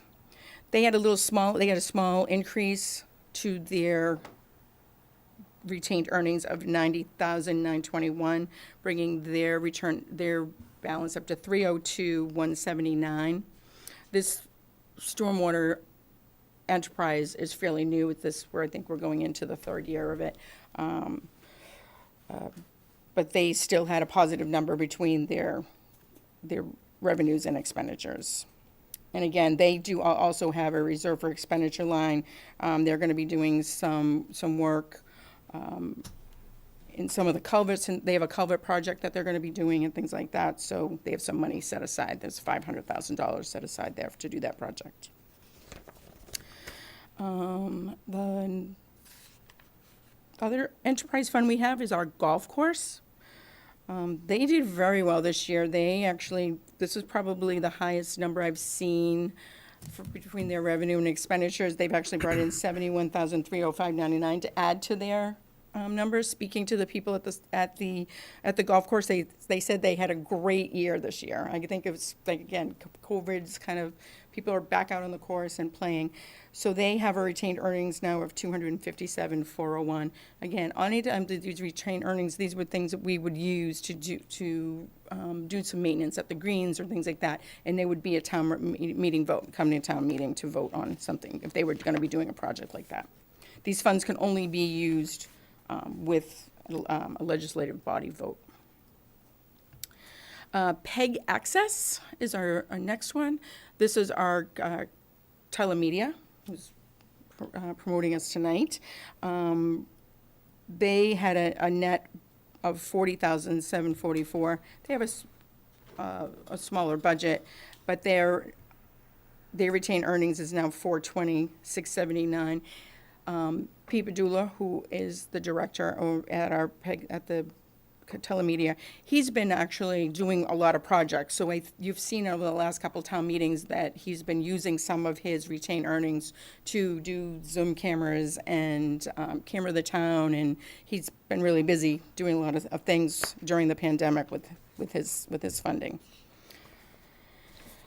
And then we have the last, I think this is our last enterprise fund, is our forum, our ice rink down the street on the Billerica line.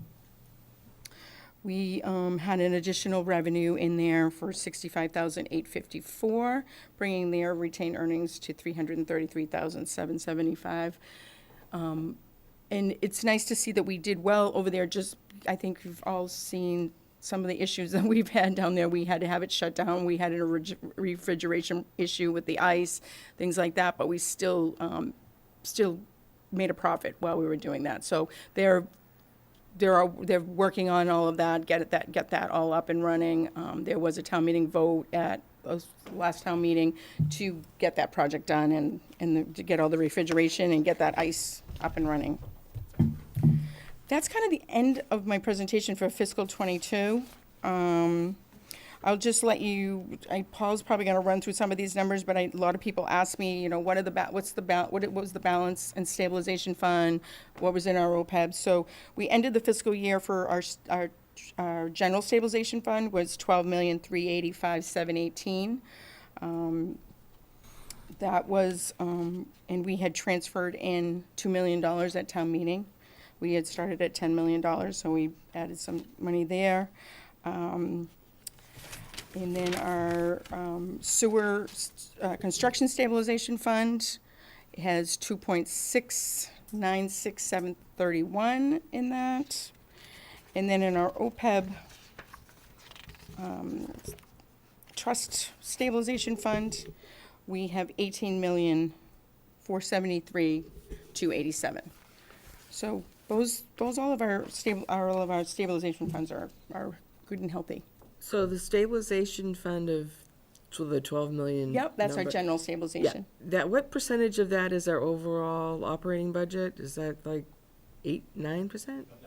Just over Yeah. 8.3, I'd say. Okay, so- just, Yeah, 8.3, yep. okay, We thank you. popped above the 7.5 mark, I think, a year and a half ago, and we've been around the 8 for now. But that's for now. That's finished. There's a reason why that's there. It's established. Yes, No reason for it. yes. Any questions? Good job. All right, well, Thank you, Darlene. thank you. 3.5 million in free And I will cash. definitely keep you updated on when the free cash gets certified. Fantastic. Thank you. So John's going to be putting up the slides for the fall annual town meeting. There's 26 articles. I think the expectation is there's 2 nights of town meeting. Excuse me. Just because you have some financial articles and then you've got some zoning, petition zoning articles and so forth. So certainly no longer than 2 nights, and hopefully where it goes. So anyway, we start out as we do at the beginning of every town meeting is the reports of town officers and committees. Again, that includes the next slide you see is the town 5-year financial report that John's working on. Let me just say this, and many of you have been on the finance committee for years and so forth, but as you know, we're under the constraints of Proposition 2.5 because the town hasn't had an operational override since 1992, which is now, 30 years ago when they voted one for trash collection. And as you know, as we go through these years, we're tough with 2%, 2.5% rates of inflation. Well, right now, we're dealing with 8% inflation. So you can expect what the forecast is going to be. It's going to not be great news in terms of the ability to maintain level services. What we do know, and John actually is firsthand closer than I am because John sits on the Middlesex County Retirement Board. I reported to the Select Board last Monday evening, 3 nights ago, that we have received the actuarial valuation for the retirement system, which they're required to do every 2 years. as of January 1st, so obviously in this case, it was December 31st of 2021 or for January 1st of 2022, roughly 9 months ago. And then they've distributed that report to the cities and towns about the assessments for the upcoming fiscal year of 24 and then 25. And John can go into all the mechanisms. They do smoothing, so that way it doesn't, rise and fall with the vagaries of the market. Because, some years they had like a huge return of over 12%, and then other years they have a very poor return. But anyway, the bottom line is our assessment for next year is going up by $795,000, which is roughly over 8%. I think it's the 8 point some odd percent. And then the second year, it's going up by $745,000, which is 6.6% and so forth. So that's a concern. And then, John and I Darlene met and, assembled a forecast. We're also expecting health insurance premiums to go up 8%. If many of you saw the story that came out yesterday from the Connector, which is the health provider of last resorts for small businesses and individuals in the Commonwealth who can't get to the market, I think their announcement yesterday was 7.6% for the Connector, and their highest, I think their highest plan was going up over 11%. So that's obviously, a financial concern. And then obviously fortunately our utility contracts are locked in for another fiscal year, and we're actually saving roughly $80,000 per month from what the market is. So, but that's sort of a concern as you look beyond that, and hopefully the energy markets will plateau again, and that we'll be at a at a better point to bid as we get closer to the expiration of the energy contracts. And then we are going out in the next few months for a trash collection contract for recycling and solid waste collection. We know that contract's going to go up. We know our tipping fees go up. So again, we're sort of, and then we know we have contract bargaining obligations that the school has settled all but with the paraprofessionals at this point. And we're in negotiations on the town side with the 5 unions that we have on the town side. So that, all that is baked into our analysis. But again, as you'd expect, when we struggle to balance a level service budget when inflation's at 2%, if we're at 8% with some of these factors, that's where we're heading.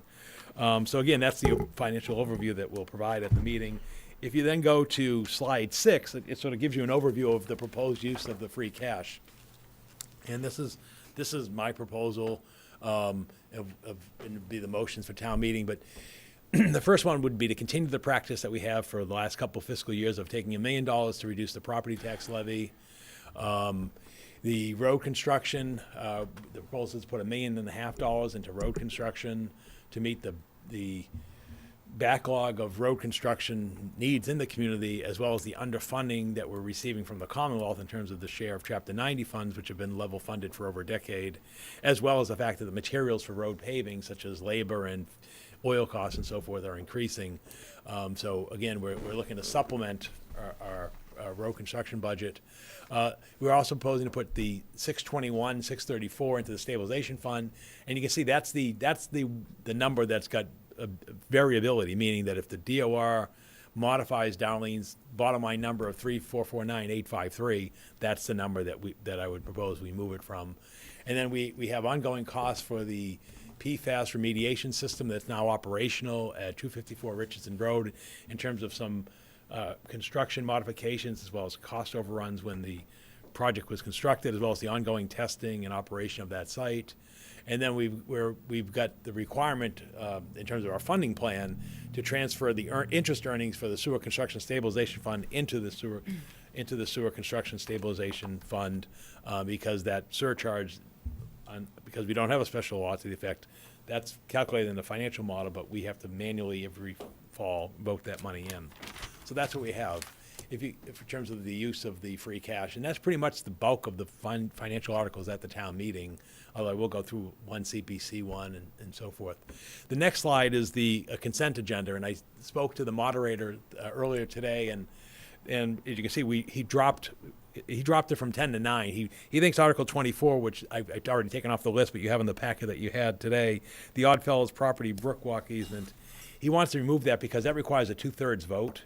And he just feels it's just better not to put a 2/3 vote article into the consent agenda. But bottom line is we think we got 9. We think we have 9 articles that we can do by a majority vote under consent agenda that are relatively housekeeping. And you can see they're pretty much ordered in sequence, 2 through 9, and then one being 16, the CPC article. So with that, I'll start through the consent agenda or Article 2. The first one is the request from the Cemetery Commission, $40,000 from the sale of graves and lots to the Cemetery Improvement and Development Fund. And I'm going to ask John, who's our cemetery commissioner, who has a microphone in front of him, just to review the next slide. Just explain what the status is at the cemetery and how these monies would be used at Pine Ridge. Oh, thank you, Paul. So if any of you have had an opportunity to drive up Riverneck Road, you've probably seen towards the back of the property, you've seen a lot of activity going on. Some of that is leftover construction equipment and materials from the Route 129 project, but at the same time, the cemetery has also been expanding. So this is the next, sequence of work that needs to be accomplished. The superintendent and the commission have plans to build actually a new entrance. So as the cemetery is built out, it doesn't make sense to, and if you have multiple funerals in Pine Ridge at one time or near each other, it only makes sense to have another gate available further up Riverneck Road so that folks can directly access the newer part of the property. So that's what, and if you've driven into that area, you've seen that it's expanded quite a bit. So this will provide new gates for that new entrance, as well as some pavement, and then grading of about a 3-acre area. And then, so that's basically the reason for this. And just to remind the Finance Committee members that where this money comes from is every time that a cemetery's lot is sold in a town cemetery, a portion goes to the sale of lots fund, and it has to be appropriated by town meeting. So that's the reason for this article. Thank you. That wraps up again. That's a consent agenda. We've seen this at town meetings continuously. The next one is Paul, yes. you have a lot to go through. If you want to sit over there, Whatever you're more than welcome to. All right, I'll try to stay here, and then that's where I can make eye contact with Okay, John. fair enough. In terms of being able to. The next one is the Commonwealth Transportation Infrastructure Fund. Again, the amount is nominal, $7,229.10. This goes back to this is the rideshare monies and basically back in 2016, the legislature adopted the statute that provides a 20-cent per ride assessment. Half of it's distributed to the community where the ride originates, and then town meeting must appropriate the funds and then report the expenditures to the state. And annually. And so the next slide basically shows that, again, we received $7,229.10, which is an increase from the prior year, as you would expect as you're emerging from the COVID, but obviously a decrease from where we had been sort of going into COVID. So basically, again, the math, 10 cents is, there were 72,291 rides that originated in Chelmsford. And again, the funds have to be addressed for transportation network services or other infrastructure. So basically, we fold the money into a roadway project. Again, it's nominal. It's not nominal when you see places like Cambridge and Boston and so forth. Their numbers are in the millions of dollars. So that's that article. Article 4 is the Sewer Construction Stabilization Fund. It's $73,719. The next slide sort of gives you the narrative on it, but I'm going to ask John, since he's the treasurer and custodian of this fund, to just sort of explain how it works and the balance and everything. Thank you. So this is an article you've seen many times before. So what this allows us to do is the town has a sewer capital improvement fund, which is the $5 additional amount that we all pay on our base sewer rate. And we also have sewer betterment monies, and those funds are being held to pay the betterment-funded sewer debt that we have for the last phases of the sewer project. And so what this allows us to do is transfer the interest. Basically, all the interest initially has to go into the general fund. This allows us to appropriate by a vote at town meeting all of the interest that's associated with the sewer betterments and the sewer capital improvement fund into the sewer construction stabilization fund. And the reason we want to use that interest is we're going to need that beginning in fiscal year 25 as a funding source to pay our debt service invoices for the sewer project. So again, it's It's really just a ministerial act in order to maintain our funding thing. It's not expending the money, it's just moving the money that was in the interest, which is part of the financing plan, to the site, so. The next article is the Affordable Housing Stabilization Fund. And again, this is not an expenditure, this is another ministerial act where, under the town's bylaw, the planning board negotiates with developers on terms of certain affordable housing projects where it's the payment in lieu of constructing the units. In this case, we have a $40,000 available funds to be transferred into the fund, and that originated from the redevelopment of the former Glenview restaurant site over at Princeton Street. As you can see, the current fund balance is very small, $3,400, because remember the town meeting last February, we appropriated the whole bulk of the funds, which is over $600,000, to fund the units at 255 Princeton Street. So again, we have one project that the funding's available of $40,000, and so again, it doesn't expend the money, it doesn't authorize to spend the money, it just puts it from the planning board's action into the stabilization fund, and it will take a 2/3 vote at a town meeting to get that done. Article 6 is a placeholder article for collective bargaining agreements. At this time, there's no action. I know the library employees are desperately trying to pull everything together. Again, I know we won't do a night of meeting, but I will keep you informed. I mean, they're working with the library director to just, really, we're not hung up on the money. We're more hung up on the wording changes in terms of some of the procedures in the library. So if it doesn't happen, then it'll come at a special town meeting or in a spring town meeting along with the others that we have. On the town side, we have, just so you know at this point, we're down to the library union, the public safety dispatchers union, the police superior officers union, the police patrol officers union, and the firefighters union. Since you last met, the clerical union has dissolved, and in recent years, the highway union dissolved and become non-union employees, as has the facilities and cemetery. So years back, we would have 9. Now we're down to 5 in the community. So that's again, at this point, there'd be no action. Same thing, Article 7, at this point, we're not aware of any unpaid bills from the prior fiscal year. So again, there'll be no action taken under that article. And then Article 8 would be any amendments to the operating budget. At this point, again, we're not proposing any amendments to the operating budget. But again, we leave these, place these on the warrant in the event something extraordinary were to arise. And so far, fortunately, we have not. And sort of amplifying that point, and to give you a sense of where we're coming from, I mean, and you were talking about this earlier this evening. When I arrived in the community, it was 2006, November 2006, and then shortly thereafter, we hit the recession of 2008, known as the Great Recession. And so, as you can see by our numbers, we tend to be a little conservative in our forecasts and projections, because we lived through that period which was dire, which was mid-year 9C cuts, or cuts in state aid. And at that point, we were making cuts across the community, and I know Kathy remembers there was career explorations for the students. Remember those classes? And they cut the coordinators and so forth. And then we were sharing positions between the clerk's office and the cemetery in terms of clerical and so forth. So, but even the free cash number that Darlene spoke of earlier this evening, that's only roughly just over 2% of our operating budget. And normally, what you'd see, and you see the DRR guidelines, you generally tend to see between 3 to 5% of your prior year budget coming back in free cash.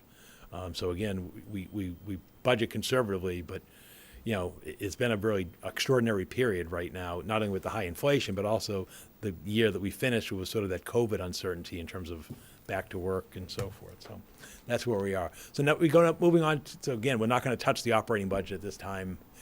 Moving on to Article 9, the Statewide Opioid Settlement Abatement Fund. Many of you may be aware that the Attorney General's office, along with other Attorney General partners in many states across the Commonwealth, reached financial settlements on behalf of class action litigants, which included the town of Chelmsford and many other municipalities within the state and outside of the state. Towards that end, we now have a funding schedule to recover some of the damages, I guess, from the manufacturers and distributors of opioids. We've been notified by the Attorney General's office that the town of Chelmsford will receive $139,844 in accordance with the allocations of funding this fall. It's going back to the Department of Revenue, as Darlene noted, they tell us how do we treat these monies. At this point in time, they're treated as a miscellaneous local receipt, much like you heard on the other situation. There is an effort to change that provision to allow just direct expenditure, almost like a grant, but that hasn't been enacted by the legislature because it's hung up in that end of session economic development bill that hasn't been resolved yet. But at this point in time, we treat it as a local receipt. Again, we've been given a schedule that goes through 2038 in terms of what monies will receive. But after this lump sum in the first year, we get between $24,000 and $42,000 per year. And it just sort of bounces up and around in a little bit. And then there's an annual reporting requirement to the state. And the monies are restricted in what you can spend it upon. It has to be used for, prevention, harm, reduction, treatment, and recovery for opioids. So therefore, again, ministerial act, you appropriate the money to the Board of Health, and they'll use things like Narcan and counselors and assistants and regional efforts as well to address this horrible plague that we're dealing with in terms of opioid settlement. Article 10 is not a consent agenda item. This is a citizen petition article submitted by Kathleen Peluso. The motion follows the citizen petition. Basically, what is being requested here, and again, I'm not going to speak to it. I imagine you'll have somebody come in. But basically, the action here would be, per their citizen petition, would be to amend the vote taken at the spring annual town meeting, which established a school department budget, to provide additional appropriation to provide a livable wage for the school department's professional support staff employees. So I think that's all I need to say on that this evening. Article 11 is a request to transfer $1.5 million in free cash to fund roadway and sidewalk construction. As I noted at my outset, the town has received level-funded Chapter 90 road construction monies, which basically comes from the gas tax and other state supplements. And that level at statewide has been $200 million for the past 10 years. So the town receives $1.15 million in funding. Our estimate and that of the municipal association, it's about a third of what cities and towns need to maintain the roadway infrastructure. And again, that's been, I think it diminished by 42% over the past decade, and it's probably a little higher now with the inflation in terms of purchasing power from the $200 million that was, set back a decade ago. We do supplement that $1.15 million with $750,000 in our capital budget for roadway and sidewalk construction. The additional $1.5 million would allow us to further expand construction activities in calendar year 2023. And if we're doing full road reclamation, which means not just the milling and they repave over, but full road reconstruction, which we have a backlog of $25 million, that this would allow us to provide an additional $3.25 million. And you can see we have 187 miles of public way under the town's jurisdiction. We do have a 5-year management plan. Last Monday evening, that plan was an updated plan of pavement to not only note the 9.74 miles of work that we did this year, but also the revisions to the plan and what we're proposing for next year was presented to the select board. You're welcome to view it. The handouts are online, or I can provide them for you if you need it. And then we are going to come back in a few months and give the full revised 5-year plan. But again, we want to be timely with town meeting. So again, for upcoming calendar year 23, because I know we talked fiscal and calendar years, but for calendar year 23, meaning the construction season is going to start next spring to next fall, we're scheduled to pave an additional 4.12 miles of roads at a cost of just over $1 million. And the state is also expending money on local road numbered routes. So even though these roads, which in this case being Route 40, Groton Road from Vinyl Square to the Westford line, and North Road from the Interstate 495 intersection to Drum Hill, even though those are locally controlled roads, the state has put some money in to what they call the numbered route paving program. So they're going to expend $1.1 million to resurface that 3 miles of those 2 sections of roadway in the year ahead. So again, that helps us in the long run. And then again, if we obtain an appropriation of another $1.5 million, then we'll reclaim an additional 3.25 miles of roadway. So you can see that our roadways are a priority in our funding plan, and I just want to commend the work. I mean, I don't remember in the 16 years that I've been here that we've ever been able to do, this level of activity in the community. And again, with the challenging costs of materials, we're hoping to do the best that we can. So that's the request there. Under Article 12 is a capital sewer improvements. What we're seeking here is $500,000 from the Sewer Enterprise Fund retained earnings that Darlene reported to you earlier were over almost $900,000. We want to examine the oldest sections of the town's sewer force mains. The oldest sections are ductile iron pipe.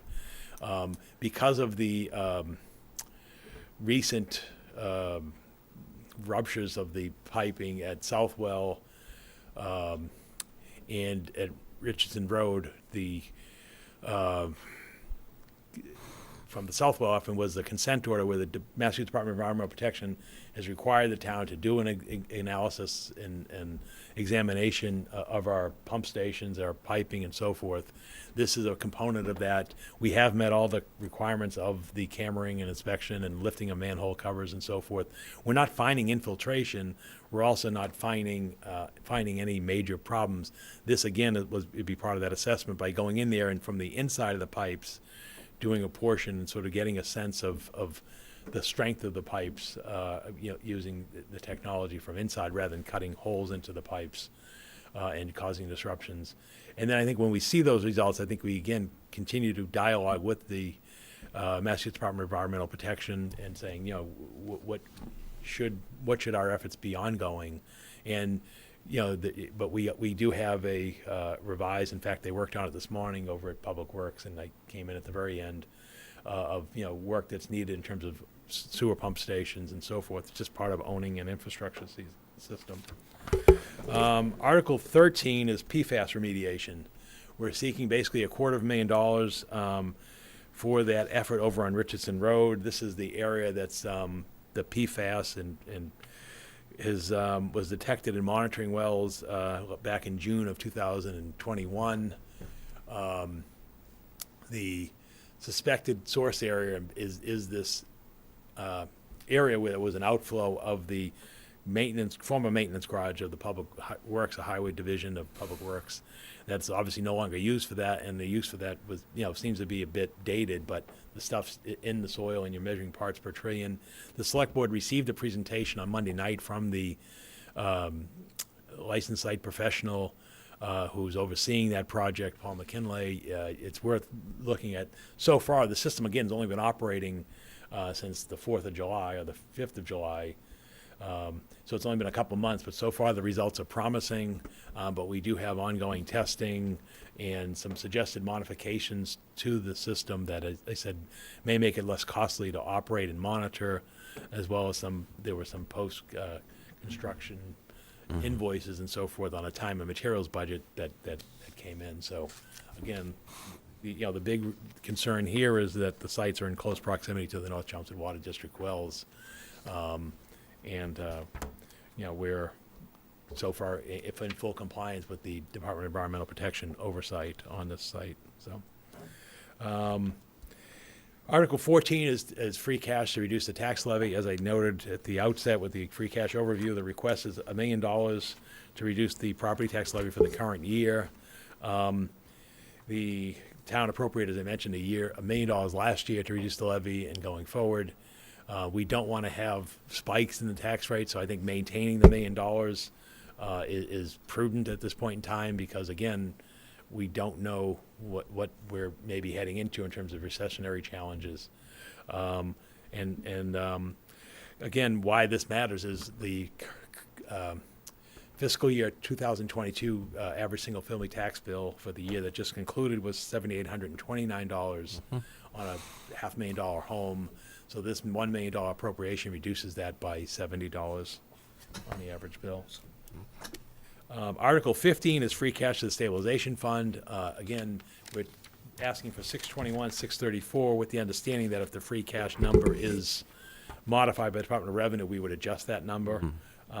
As noted in Darlene's presentation, the current free cash balance in the General Stabilization Fund is $12.4 million. The town's budget is $149.5 million. So that basically amounts to 8.3% of the town's operating budget. The town's financial policies is between 5 to 10% of general operating revenue should be maintained as cash reserves.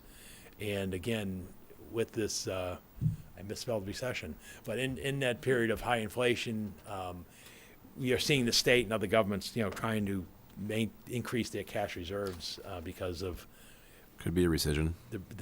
as a contingency in terms of what's going forward.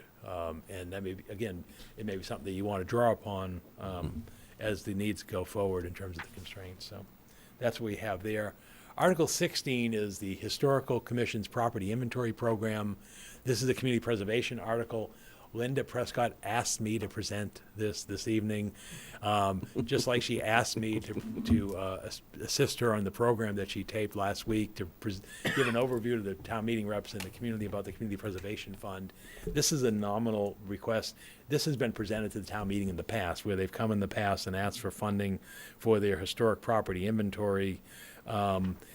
As you can see, I reviewed this slide with Linda, and then she also sent me some other notes as background material. But basically, what they're trying to do is research, document, and compile an inventory of the town's historic assets. Most of them are residential homes. I think going off of the notes she sent me in our discussion, they have the 1700s done, and this will help them get into the early 1800s in terms of the historic inventories of properties. It's available on their websites. I think if you're really curious, and that's why I put it in the slide, you go to the chelmsfordgov.com website, the Chelmsford Housing Historical Commission website in homes, and you can see the detailed inventories that they've taken. Again, it's from the Historic and Cultural Preservation Implementation Plan. So what you're saying to us, Paul, is that I shouldn't invite Linda Prescott to present next week? You can, but you can invite her. You're welcome to, and she'll probably come. But you remember, I know. It was an issue came up at town meeting as to In a lot, jest, and yes. I'm just trying to provide it in context. I didn't push Linda from the podium, or No, I understand. I understand. and that's why I put it in the consent agenda, because Of course. we've seen this in the past. It's been very supportive. It's certainly not going to materially impact the CPC balances, and so that's where that's off. Article 17, now we move away from the financial articles, but it is a kind of a financial assistance, and I brought these forward to the select board over the summer, and this goes to the issue of providing property tax relief. And I work with the assessors and Frank and Chief Assessor Frank Green in terms of what can we do to help those who are hurting on fixed incomes in order to remain in the community, and and part of our whole age-friendly initiatives, and how do what we can that's within the realms of our financial limitations. And what this is doing is it's basically asking to remove the $100,000 cap on the senior citizen property tax work-off abatement program. What we've done over the years is the program started out by Bernie Lynch, it got it over a generation ago now, probably 20 years ago plus, and it then became state statute. And then what the town has done is it funded the amount at certain funding levels, 50,000, 75, and now 100,000. And the problem right now is we want to keep the program concurrent, but when you have that cap, it creates a bit of a operational challenge, because the program administrators, not everybody takes the full amount, but you don't want to exceed the cap. So again, we now have enough experience with the program that we know who's in it and it goes. So by removing the cap and allowing those over 60 to perform volunteer services for a reduction of their property tax bill, they earn at basically no greater than the minimum wage, and we provide the minimum wage, which is going up to $15 at the end of this calendar year, or the start of January 2023, because I think it's a sign of respect for those who are doing the work. And so the maximum reduction of the property tax bill under the basic state statute is $1,500 per fiscal year. We have 100 seniors participating in the program. So again, when we had that situation, we capped the reduction at $1,000 so that we stayed within the 100. And what we're proposing here is, by removing the cap, we can let those 100 people earn the program allowed $1,500. So basically, we want to do is provide them with another $500 of of senior work program earnings opportunities. So basically, the net cost of the town is going to be $50,000 from the overlay account that we set aside for property tax abatements. That's overseen by the assessors.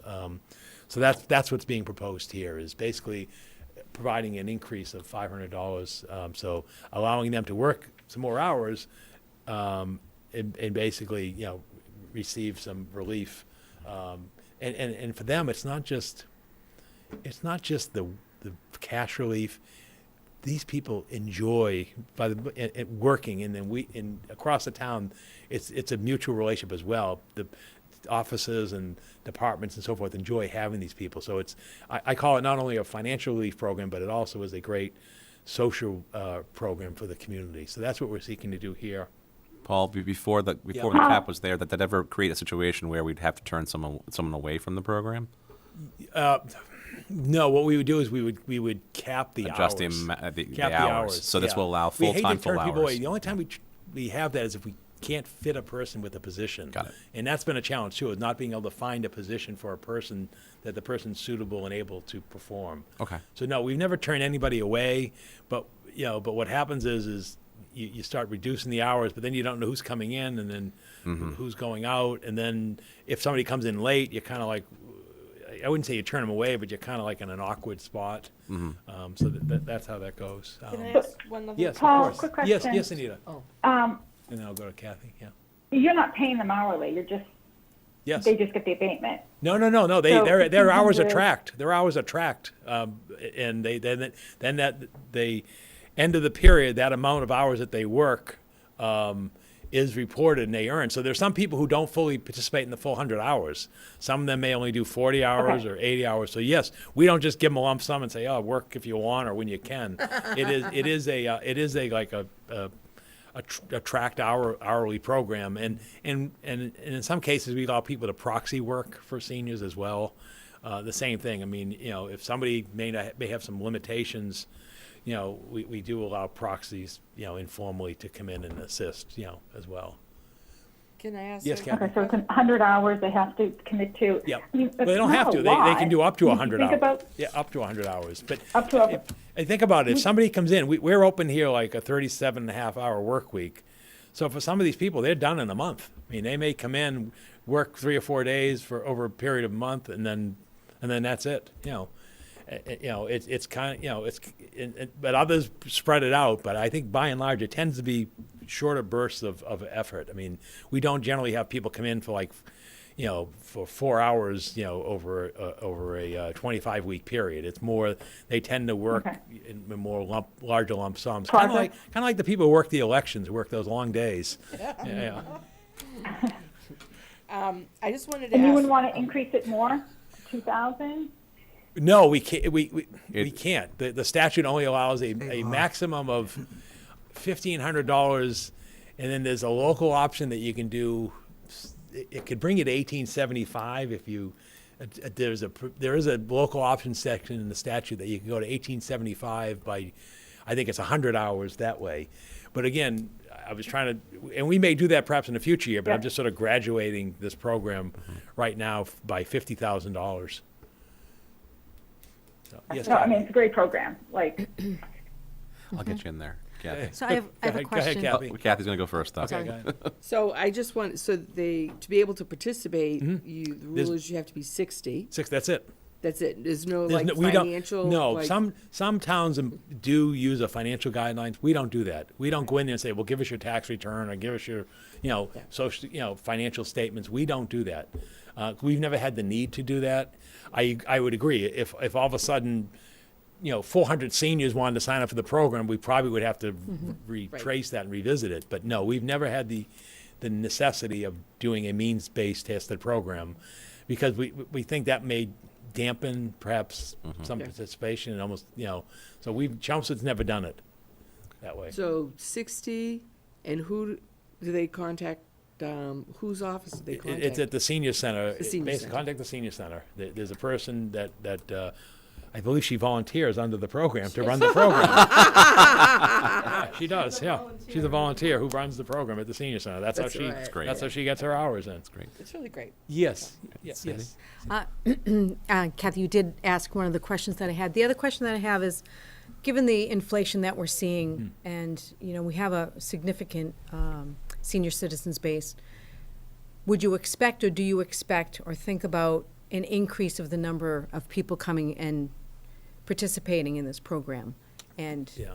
and how would we, it's a great program. See, this is why I don't want to put a cap on it. Yeah, right. Because if we end up having 120 seniors, Yeah, the marginal cost of 20 seniors is, what, $30,000? then Yeah. we could probably do it. That's why, Sure.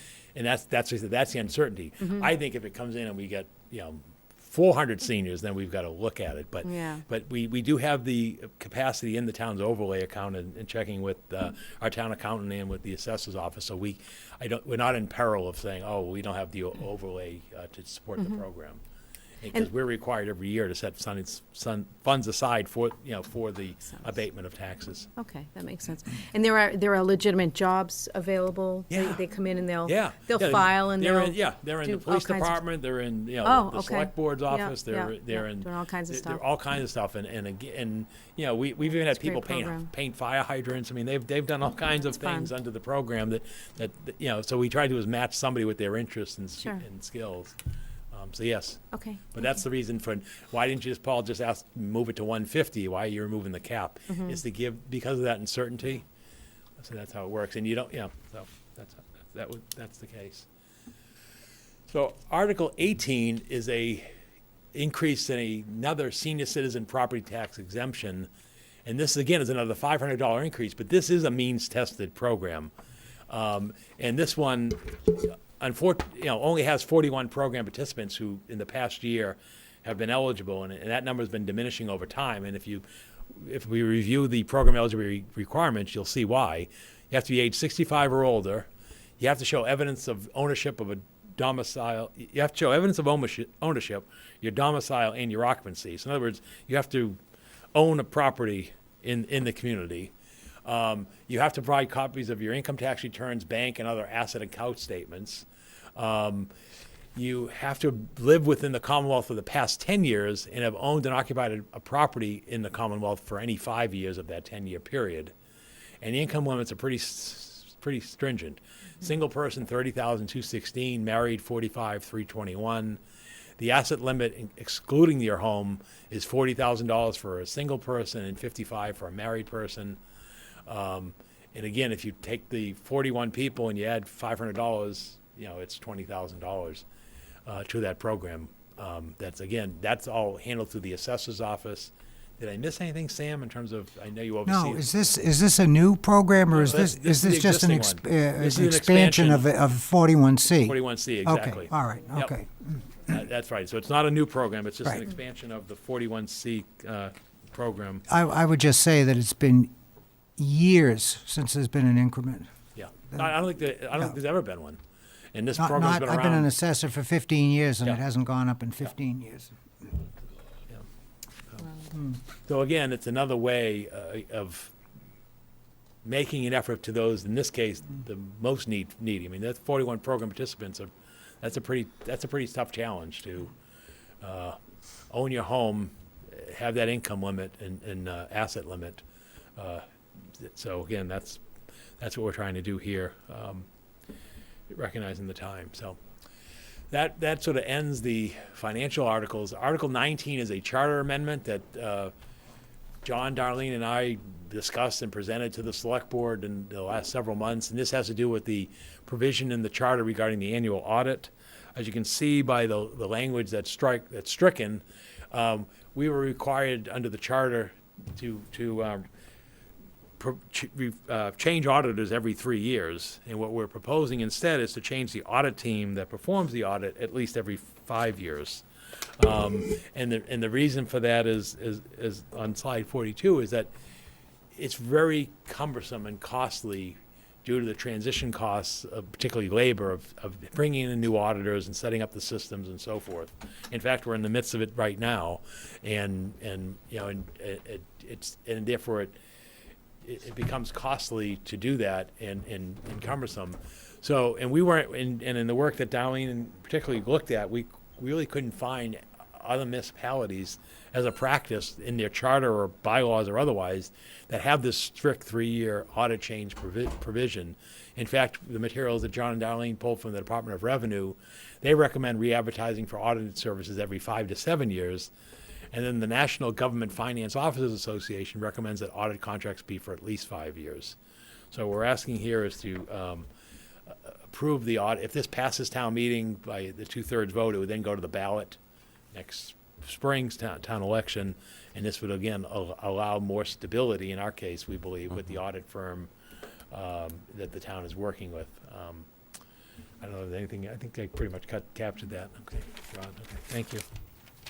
Article 20 is a request for a home rule petition so what this article do is this would authorize the selectmen to petition the general court or the state legislature for a special act to exempt the position of deputy fire chief from the civil service law. Give you some background on this. This arose for as part of the town succession planning efforts in terms of, how are we looking in terms of we're positioned for the next group of, leaders in the community.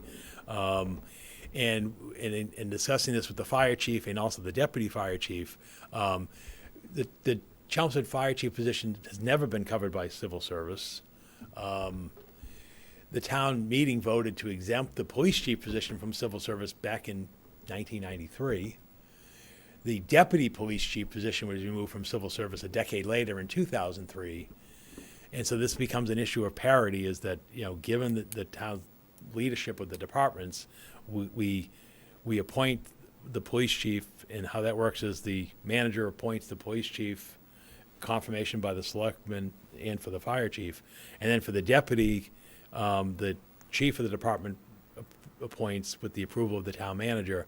What we're looking to do is allow the chief of the departments of now, in this case, to add the fire department to choose their deputy outside of civil service. And so that's what we're seeking under this article. Can I ask you a question? Yes, go ahead. I saw the presentation, He- the select board. Yeah, I Kathy, forget what date. just to let you know, with Monday night. he's requested to present to us next week. Oh, okay. Yeah. Yeah, they'll So be, just- yeah, and they can I- present. I- But it's what, a good what I, question, go is ahead, it but what's the like- question? I Oh, can, the yeah. union Is rep. it Vice just President, Union is Rep. basically the premise that it's difficult because of the testing and everything to be able to get a person into that spot? Is that good? Let me give you a sense.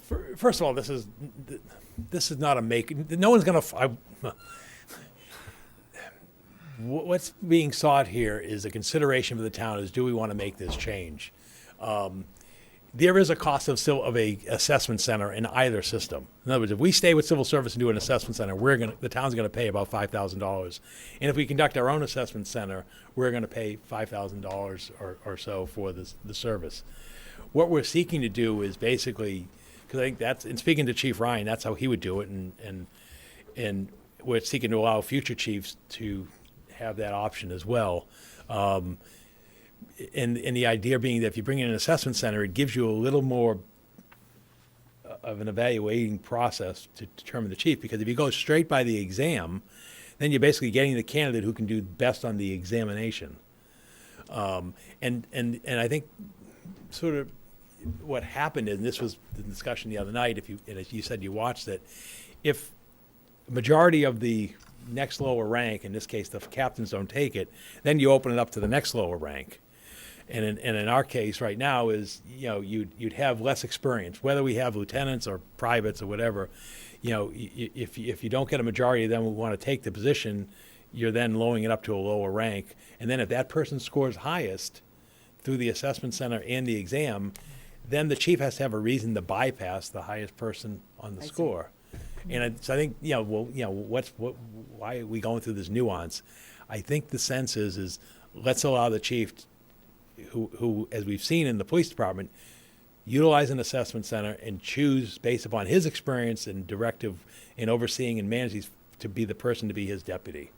It has worked in the police department remarkably well, I believe, in the decades that it's been in effect. And I think what we're asking the town here to consider is, should we extend that same ability to the fire chief? Thank you. And if the town does, fine. If the town doesn't, fine. We'll still move on. But I think that's what's being requested here, is to allow that, parity and ability, and that's where we're at. Yeah. Okay. And again, you'll hear an opposing view at the next meeting, and then whatever you decide. Well, I'm also recommend. going to extend an invitation to the chief. To Yeah, see I if think he you wants have the to speak chief as well. president, Yeah. and then whatever the town meeting does. But that's what this is, it's, as me as manager, I thought it's worthy of consideration.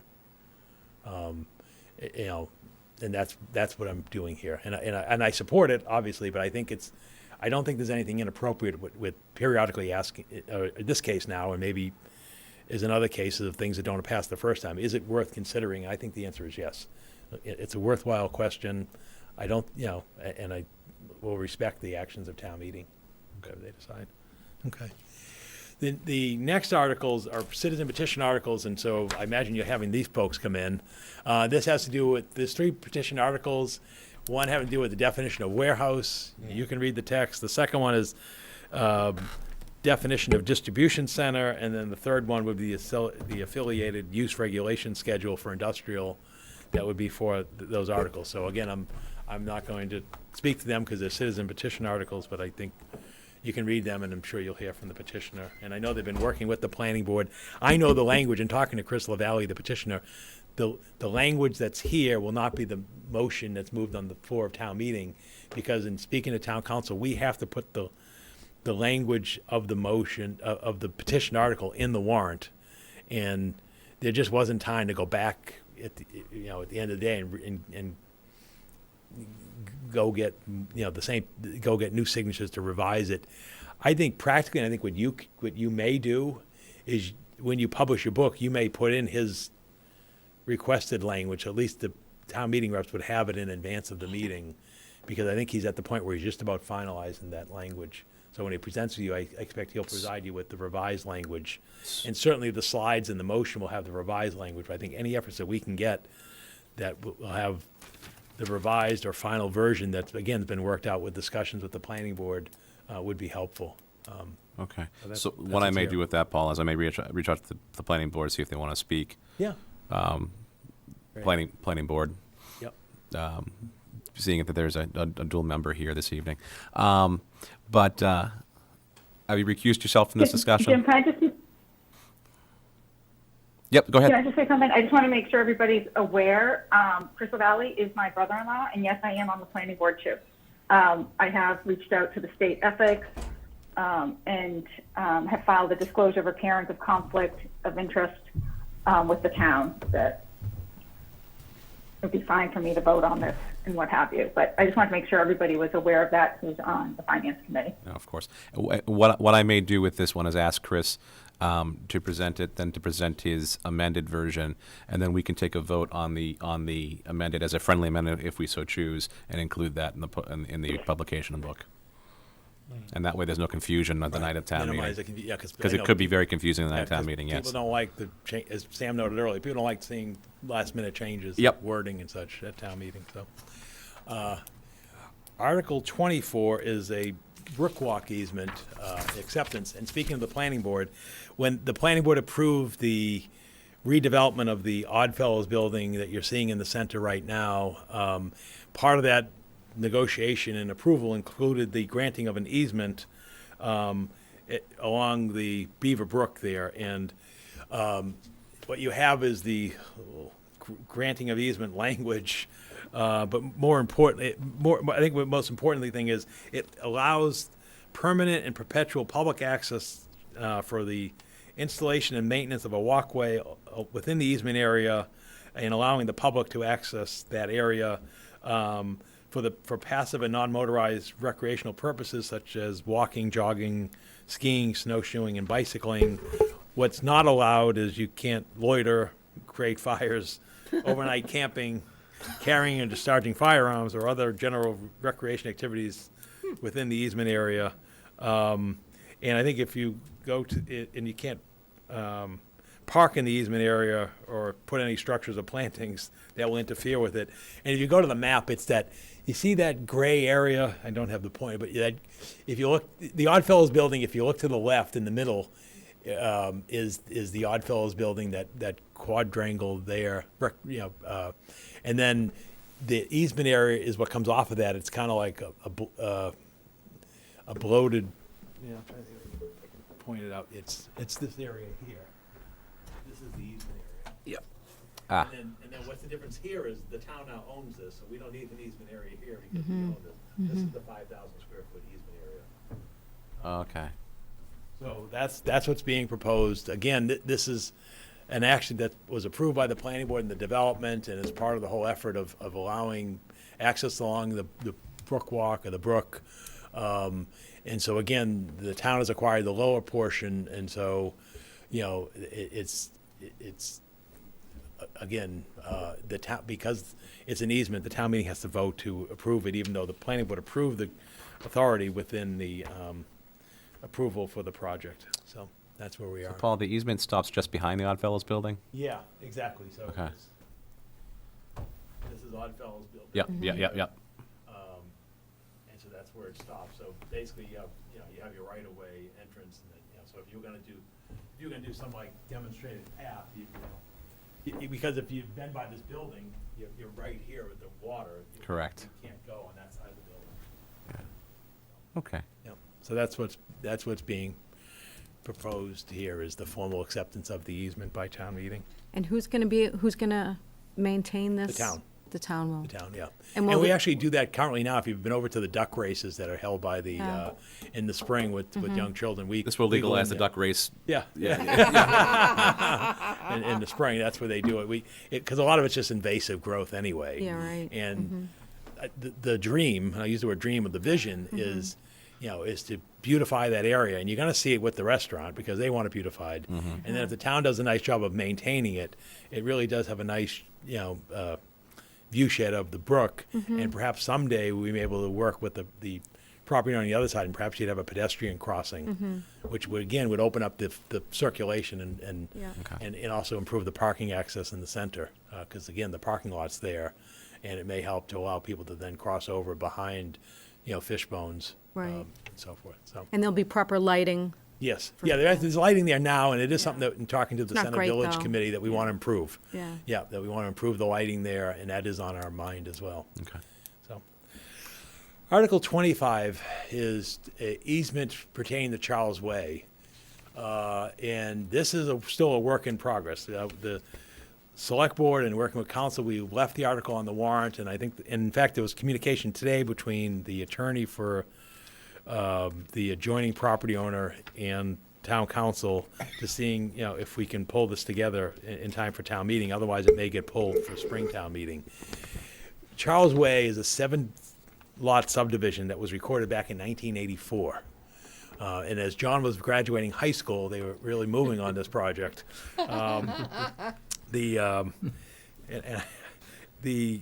was just born. But what happened here is, it's a kind of an unfortunate situation. The lots were conveyed individually, but the lot owners only required an easement to use Charles Way. So the fee interest in the roadway was maintained by the Realty Trust, as well as the associated drainage easement off of the way. Basically, what ended up happening is the Realty Trust went under, the bond that was held in the project went under with the bank closures, so there's no bond to finish the improvements to the roadway, which, creates issues in terms of the current configuration. So if the town wants to lay out Charles Way, we'd have to acquire the public way easements or a fee in Charles Way, as well as that in the drainage thing. The only thing that happened during that time or since that time is that when the town was doing the sewer commission, is a separate state law that allows the town to grant easements to a sewer commission to install sewer lines. And so what that did is it put the sewer lines in for those homes, but it also paved the roadway. Well, now, as you see in the next slide, time has moved on and the roadway is deteriorating. So now the property owners there are a preference saying, hey, look, this is only going to get worse, and it's going to be pretty costly. We just talked about road costs a little earlier for the town. Well, it'd be the same for them. They're on a road. So they're looking that they would support the town, taking the easement and then working to improve the road for acceptance to subdivision standards to bring to town meeting. The other variable in this is that the abutting property owner has a 7-house subdivision lot that they're seeking to have frontage on, and they don't have an easement to use the road. So their choice appears to be, and again, I'm not a land use attorney, don't play one on TV. It appears that their choice is either to build their own subdivision road or perhaps to contribute to the funding for the town to improve the roadway to acceptable standards to be accepted. And that's what we want to get done ahead of time, because if you don't have that agreement in place, then the town owns the easement or taking the easement, and then it's all the town's responsibility.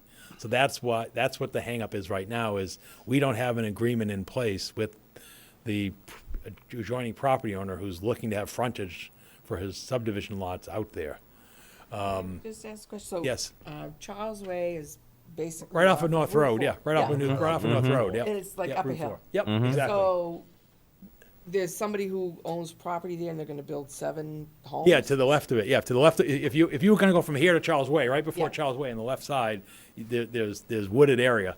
That land goes back up, and they've already perked because they don't have enough sewer capacity under the allocation. They've already perked the land, so they've got approval by the, in terms of, for a 7-home subdivision, yeah. So the land's perkable, and you can get a 7-home subdivision by doing A&R lots and so forth, or a subdivision roadway. That's the question, is the accessibility of the lots is either through an acceptable frontage on Charles Way for that, or they build their own subdivision roadway. Obviously, it's costly to build a subdivision roadway, and it would be less costly to partner with the town on Charles Way, because otherwise they wouldn't pass any attention. They would just build a roadway themselves for their own street. That's where we're at. So again, we're continuing to work with the parties for funding. I think what's happened to the residents who've bought the lots, that the properties have turned over since '84 and '85 when they were built. I don't know if they were aware that they owned a road that didn't have, that's why you have title examiners and so forth. But but their mindset is, well, we pay taxes to the town just like everybody else. Why isn't our road, maintained by the town? And so that's the issue Wouldn't- there. If the 7 subdivision plays had their own street, wouldn't that impact traffic on Route 4 too? Well, you'd have another curb cut. You have another- you'd have another curb cut, entrance. another entrance. Yeah. Would the curb cut be granted? Oh yeah. It would be? Yeah, Okay. because the town maintains that section of the roadway. That's not state. Oh, yeah, I'm saying, but they're looking to add an additional roadway if they don't go down Charles Way. So if they were to do that, the understanding is that would be granted? Yeah, that's my understanding. Okay. And so, as far as moving forward on this Charles Way easement at town meeting, if there is not agreement reached as to how the cost of this is being handled, Then I think we just say, table it, no action, come to the spring. I would certainly agree with that. Yeah, we're not going to, on something like this that's complex, we're not going to show up on October 17th saying, well, here's the agreement. We've been trying to, I can tell you this, town council has been actively working on this thing. And I think the message is, and again, the communication was going again as late as today, that we should get this done sooner than later so that we can bring this, because the other thing that's happening is the cost of road construction is increasing as well, and the road continues to deteriorate.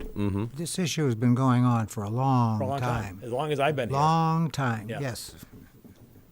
And it's just one of those unfortunate circumstances of history where the fee interest was granted and the bond was, this is why the land court exists. exactly.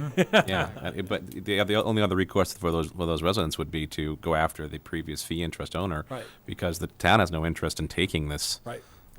Because And- then we own it. And we think of those, I think there were 3 parties, I think only one of them still alive. And Okay, I don't know what that person's resources or where that person's located, so, yeah, it's a challenge. And again, sometimes local government is difficult, and this is one of them. Imagine that. And then the last article, Article 26, is another little difficult one, not because it's difficult to accept the street. And Nabnasa Drive is literally, I think they just submitted the materials this week for acceptance, meaning the meets and bounds and the plans and everything to the Department of Public Works. And basically, the property owner, the developer's interest is, hey, I built it to the subdivision road standards as approved by the planning board. We'd ask the town to accept it as other roadways. Again, another poor map, but let me explain to you the challenge of here. Navnasa Drive is off of Dunstable Road, the end of Dunstable Road. Uh-huh. And here's the key, and I know there's a mic here, so you can hear. You've got the Westford Town Line. Uh-huh. And guess what's on the other side? What's on the other side Yeah. of the town line is property that's commercially zoned in the town of Westford. Oh, boy. Right by Okay. Corey's. Well, I don't know if it'll be quarries, but it's commercially zoned property Or that right would by then, them, if it's accepted way, my understanding, and again, I'm not a lawyer and I'm not a land use attorney, but my understanding is that would then allow for access and egress for the commercially zoned property in Westford. So what I would again suggest is you may want to hear from the planning board, and probably the applicant, which the planning board can identify who it is, and we know who their attorney is and so forth. Again, the one hand, they technically, and this is not a new issue. I mean, I think this was known when it was before the planning board, but the planning board approves it in terms of, hey, you want to build the subdivision roadway? This is what it is. We accept it. This may be why town meeting is asked, and the community is asked on road acceptances. It's not just, hey, the planning board approves it, you're done. There's a provision in the statute, and this is what it is. The select board lays it out, planning board makes the, goes to the planning board for confirmation, everything's done, and then town meeting is then asked to accept it as a public way. What I think our responsibility is the municipal officials is to make the community aware of the issue so that you don't have any unforeseen consequences that arise. So I know. So- I noted you had the DPW director as one of the proponents of the article on that one. yeah, that's been our standard thing under road acceptances. Yeah, I'm not. It's not meant. I'll be filing my disclosure as Yeah. usual, but yes. Yeah, it's basically whenever we do, because, again, we've got a legal technicality. If we try to treat everybody with equal, due process under the thing, and when these things come up, I basically provide them the same. Hey, look, this is how we handle every other street acceptance. We're going to put the same sponsors, the same language, and review by council. But again, I'm just alerting you at this date that there's a challenge, unique situation here because it brings it to a town line that provides frontage to a neighbor community on, in this case, commercially zoned property. And there's an ongoing issue with a access Yes, very close to that. Very close to that, exactly. Yeah. So that's the warrant. If you have any questions, I can come back at future meetings, John, Arlene, what have you, if issues arise. But that's where we are. And as I said, based upon this, you can see how it could be a possibly two-night meeting. Certainly. Thank you, Paul. Thank you, John. Thank you, Darlene. Next on our agenda is a discussion of future meetings, invitations to article opponents and interested parties, and the timeline for Finance Committee warrant book production. So, as far as future meetings, we can have up to 3 meetings, including this evening. So it'll be next Thursday, and then the following Thursday would be the absolute latest date that we'd want to have a meeting in order to prepare a report and budget. I'm sorry, not budget book, a warrant book for production for town meeting. Earlier this afternoon, I think you sent this to everybody. Pam put together, as she always does, the schedule for the Finance Committee warrant book, which I sometimes glance at and then ignore, as she will report.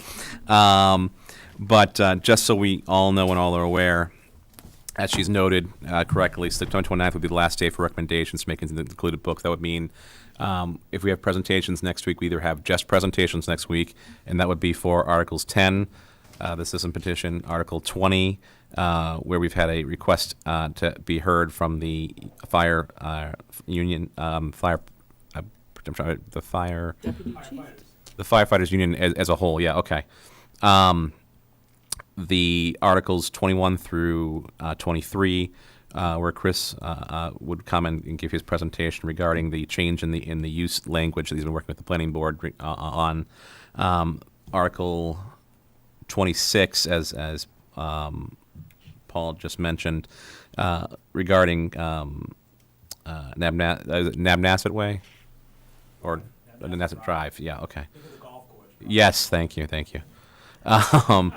So we want to reach out to I'll reach out to the planning board and the applicant through them and see if they want to speak next week. So we're looking at, I'll lump 21 through 23 together. 1, 2, 3, 4 that we haven't really heard anything. Well, we've had an initial blush and review of, but we would want to go a little bit further into those in our review. And then we can either vote next week or we can decide that we want to wait until the following week, the 29th. What I would say is it might be better if we vote next week. What I will also say is I don't know if I will be here, but we'll follow it as it comes. By Tuesday midday, we'll have a decision as to whether or not we're going to vote. And I'll probably on the agenda put a vote on there, and then we can decide whether or not we feel comfortable proceeding with the recommendations at that point on Thursday. I'm not available on the 29th. Okay, well, So guess we have to get everything done next guess we have to week? get everything done next week. Yeah. So that's the timeline, 29th. What will happen after that, if we have everything go to that, then the timeline is that Pam's going to send out the book for review on the 1st of October. On the 4th, she'll expect final comments and adjustments and edits and input and things like that. The final version of the letter will also be hopefully done by that time. And then the book will be delivered to the printer on the 5th and posted on the town's webpage. That happens at the same exact time, so it does get posted right away. And then 7th, the thought process would be that would be the date that the actual books are delivered to the town hall, and so they're available prior to the town meeting, especially usually when they're distributed. They're distributed at the town manager's work session prior to, and I think you've started doing those back in person now, Paul. Yeah, prior to, and at the North Town Hall. Okay, so that people can pick them up that evening. We'll have them a half a week in advance of the town meeting on October 17th. So, just doubling back a little bit, we do have a October 4th. October 4th. 3rd. It's October 3rd, Monday, October 3rd, special town meeting. I will work on that quote unquote letter letter right away. It's one article. It'll be a page. I think it'll be a print, not a publish type of situation. I don't know. I've never had a one article book. I think once we had one that I think a handout is probably gonna be. Yeah. Oh, I agree. I just wanted to. I don't think we've ever done a book for something like that before. So, we'll get that out as soon as possible to report our vote this evening. Do you need, What I would, that's my next question. Okay.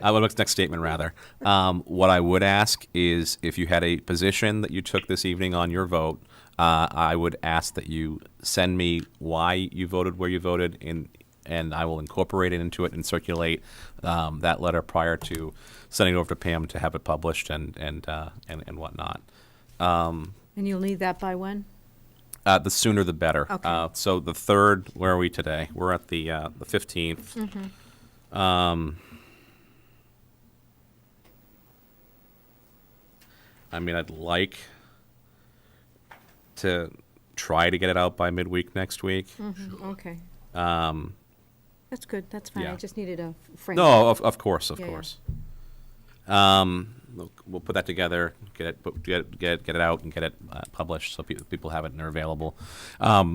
Also, just for clarity purposes, everything that's presented this week or this week at this meeting, we've been including that in the minutes. So I'll make sure, Pam, that you have everything that was presented or discussed here this evening to include the minutes when they're approved next week. So those will also be available and hopefully up not long after our vote next week and prior to the special town meeting, just so there are no questions as to whether or not we've given our information out and people can review what we've discussed here this evening. As far as where we go from there, our final meeting will be the 29th. If we have one, I don't think we'll have one on the 29th. It'll probably get wrapped up next week. And then, of course, we'll have the, next Monday, we have a meeting. The modified tri-board, planning board, ourselves, and the select board, which will be run by the select board and the select chair. And that'll be reviewing both the new regulations for the MBTA communities. A representative from NEMCOG will be coming to discuss that. We had a preview of that a couple months ago where we discussed it, but now that the regulations have been adopted, there'll be a bit more in-depth discussion as to what that means for us. I think it's still going to be something that's going to be achievable based upon what we've heard at our last meeting, but we'll see what they say. And then. I'm sorry, is that, now where are we physically going for that meeting? Is that going to be? Tonight's meeting's at the school admin building. That's at school admin building, yeah. And at 6 o'clock? Yes. Okay, I will not be at that. The No vote anyway. there is no vote. The second will be a discussion of the sewer bank and the regulations regarding the current moratorium, which is being transferred into more of like a regulation. So that'll also be discussed as to how it's addressed and how we handle that going forward. So I think that will be informative for us as well, based upon what we have to vote for in the budget going forward and how things will be treated in town. So it'll be a little bit informative for the FinCom, although we're not a primary committee for that particular issue.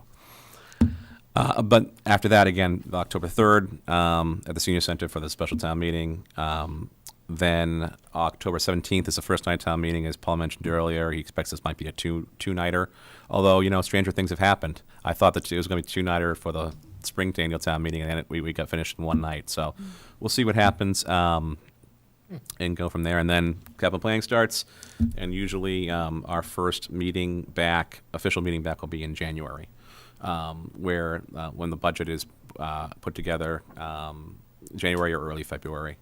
And we'll be back at it again. Any public comment? Hearing none and seeing none in the Zoom room. Any press questions? There is no press and there's none in the Zoom room. I will entertain a motion to adjourn. So moved. Second. Any discussion? All those in favor? Aye. Aye. Thank you, everyone. Have a great Aye. evening.